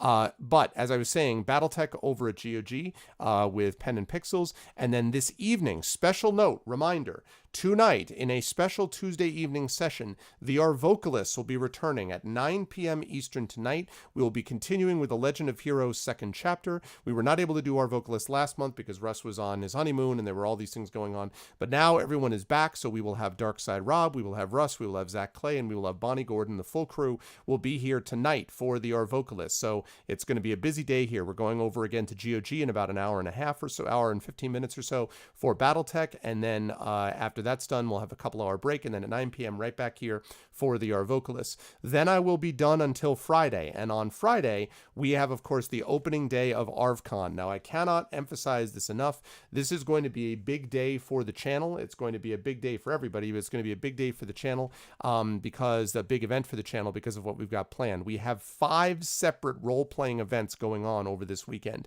It starts Friday at noon Eastern with Adventures in Middle-earth as we continue with Wilderland Neverland Adventures. They're about halfway through that adventure. Then the crew of GOG, D&D with GOG, will come to you next. They will be here, and they will be representing the GOG community and stream team, as they'll be hanging out over there. And then in the evening of Friday, we've got Esper Genesis. So we'll have the Esper Genesis crew as well. So we've got those three things going on. On Saturday, we get things started at about 1 p.m. Eastern with Terry Toons and I doing Lone Wolf. We'll be continuing with the Chasm, or starting, I should say, the Chasm of... I think it's the Chasm of Doom. It's the Chasm of something. I think it's the Chasm of Doom. But it's Lone Wolf Book 4, and Terry will be the one illustrating it, doing live illustrations, so that's going to be really awesome. And then we're going to have a concert. We will have a couple of performers for you. The performer list is a little bit in flux because one person may not be able to do it, and we have another person coming in, but we'll have a couple of people for you doing a concert event. And then Saturday evening, I'm very excited about this, will be a special RPG event, which we are calling Assignment Unpossible. It is basically a Mission Impossible type thing, and it will have 4 people involved. We will have Ryan Shaples, the aforementioned Hyper RPG, used to be with Hyper RPG, and Open Legend writer. Ryan did the Open Legend event for us last year, so Ryan will be a part of this. Grimjack, Greg, who plays over with Encounter Roleplay and also on D&D's official channel, he will be joining us. Little Red Dot, Chelsea, also plays in that same D&D WotC event with Will and the crew and with Greg. She will be joining us. And last but certainly not least, Lauren Irwin, also known as that Salty Ginger, who has played some Adventures of Middle-earth with us before. She will be joining us as well. That's going to be Saturday night. I'm really excited about that, using the Wilderness Mirrors system modified. So I'm looking forward to that. You guys should definitely check that out. And then Sunday, of course, starting at about either noon or 1 p.m. Eastern, I don't remember. Sunday is the anchor leg of ArvCon, and that will be the conclusion of the Rise of Tiamat campaign. Really excited about that. I've got a couple of surprises planned. I think you guys are going to really love that, so definitely check that out. You should make sure to watch Adventures of Middle-earth. Yes, Trendane, you should definitely do that, sir. But definitely do that because it's awesome. I'm really excited for that campaign. For the finale, it's going to be a big deal. And again, we're aiming for $3,000. So we have at the moment 5 corporate sponsors, maybe adding one additional one. We've got a lot of corporate sponsors. We have a lot of giveaways for you. We've got a lot of special surprises, videos and appearances and things like that. So you do not want to miss it. It's happening all this weekend. And of course, most importantly, it is benefiting the Damon Runyon Cancer Research Foundation, which is an incredibly valuable organization that funds young researchers and supports young researchers who have gone on to win Nobel Prizes, who have made huge advances in cancer treatments. This is a big thing. This is real life, and the chance for the community to come together and support that is a big deal. But that's going to do it for me for tonight. I'm not going to do a raid because, as I said, I'm going to be over at GOG in just about an hour and 10 minutes. So I want to thank everyone who made this an awesome stream today. First of all, thanks to my co-hosts, as always, Askren, the digital DM, Dave, and of course, our guest, Mike Underwood. Thank you to all of those who are speculated listeners who might have checked in as well. And thank you to all of you for making this an awesome stream. Thank you to my wonderful mods, Chaotix, Dragonspear, JRab. Great job today, and they have all done work on this, by the way, either through giveaways or stuff like that for ArvCon. You're going to see a chance to see more of their handiwork coming up very soon, so thank you. Thank you to my subscribers as well, Chaotix, Dragonspear, JRab, Nonstop, and thank you to those of you who support the Patreon as well. You guys make a big difference. If you're able to support the Patreon, that definitely makes a difference. If you can sub or support, that always matters, so thank you to those folks. Thank you to my viewers. Thank you to Andrea Raluca. Thank you to Beautiful Bear. Thank you to Brahms. Thank you to Day Underscore, to ECAG, to Electrical Skateboard, to Exploding Dice. Thanks again, Askren. Thank you to Jagtrist, to I think it's Jetty9991. I don't think I've seen you in here, Jetty. I hope you like what you saw and heard and will support the channel in the various ways described if you can. Thank you to Matt Mo Gaming. Thank you, Matt Mon Gaming. Thank you to Slow Cool, to Splattered Ink. Thank you to the Digital DM. Thanks again, Dave. Thank you to Toto Herbs. Thank you to Trendane, you Christensen, and Uncle Elias. Always a pleasure. Is it Jet Lee? I can't actually see if it's an LI, but I guess so. I'll take your word for it. Jet Li, I loved your movies. Thank you. But you guys were awesome. Thank you so much, as always. Great pleasure to have you here. And again, if you can support the stream, don't forget, !ArvTube, !ArvCord for the Discord, !ArvTweets for the Twitter, !ArvTreon to support the Patreon, which really helps out the channel, !ArvShop to pick up some Infinity and Beyond merchandise, soon to be more merchandise than that. And of course, that sub button right above the sub window, all of those things help a lot. But that's going to do it for me for today, guys. Thank Thank you all so much to everybody. You are the wind beneath my wings, etc., etc. And I will see you folks over at 4 p.m. over at GOG for more big stompy robots with mechs. By the way, this is the first stream that I have done officially using Windows 10. Seems to be working. I mean, I don't know if you guys noticed, but everything seems to be going great. And so, knock on all kinds of wood. So that's good. And yeah, I am excited that maybe Windows 10 might work okay. We'll see. The minute I say that, of course, everything's going to blow up because that's the way things work. But anyway, much love. You guys are the best, and best viewers on Twitch. And I will catch all of you wonderful people in a little bit over an hour. Until then, be good to each other. Thanks. Have a good day. Bye-bye for now.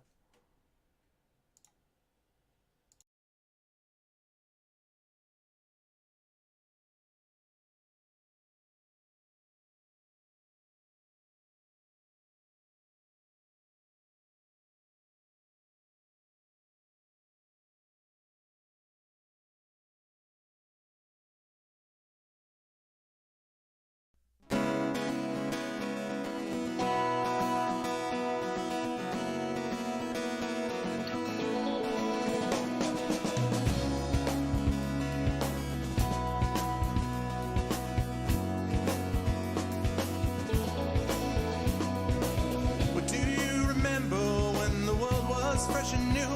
When it all seemed clear to you? When your aim was straight and true? Were your mind untroubled by the questions in the dark? Content to play your part, open pathways to your heart? Were your life untainted by a host of broken dreams? When all your acts were queens, understood all that it means?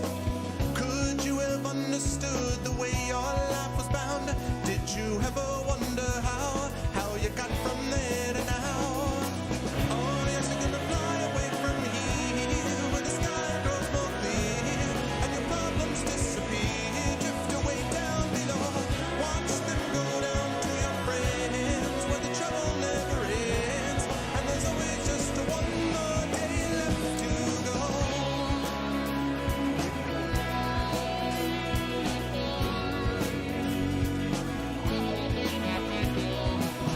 Go on and search now through your pile of broken lies and your set of fake goodbyes, another cynical disguise. When will they catch you? All those little things you said, will it turn around instead? Blame the voices in your head. With all your subtle language, try and turn your life around. If your center gets unwound, you do your best to slow things down.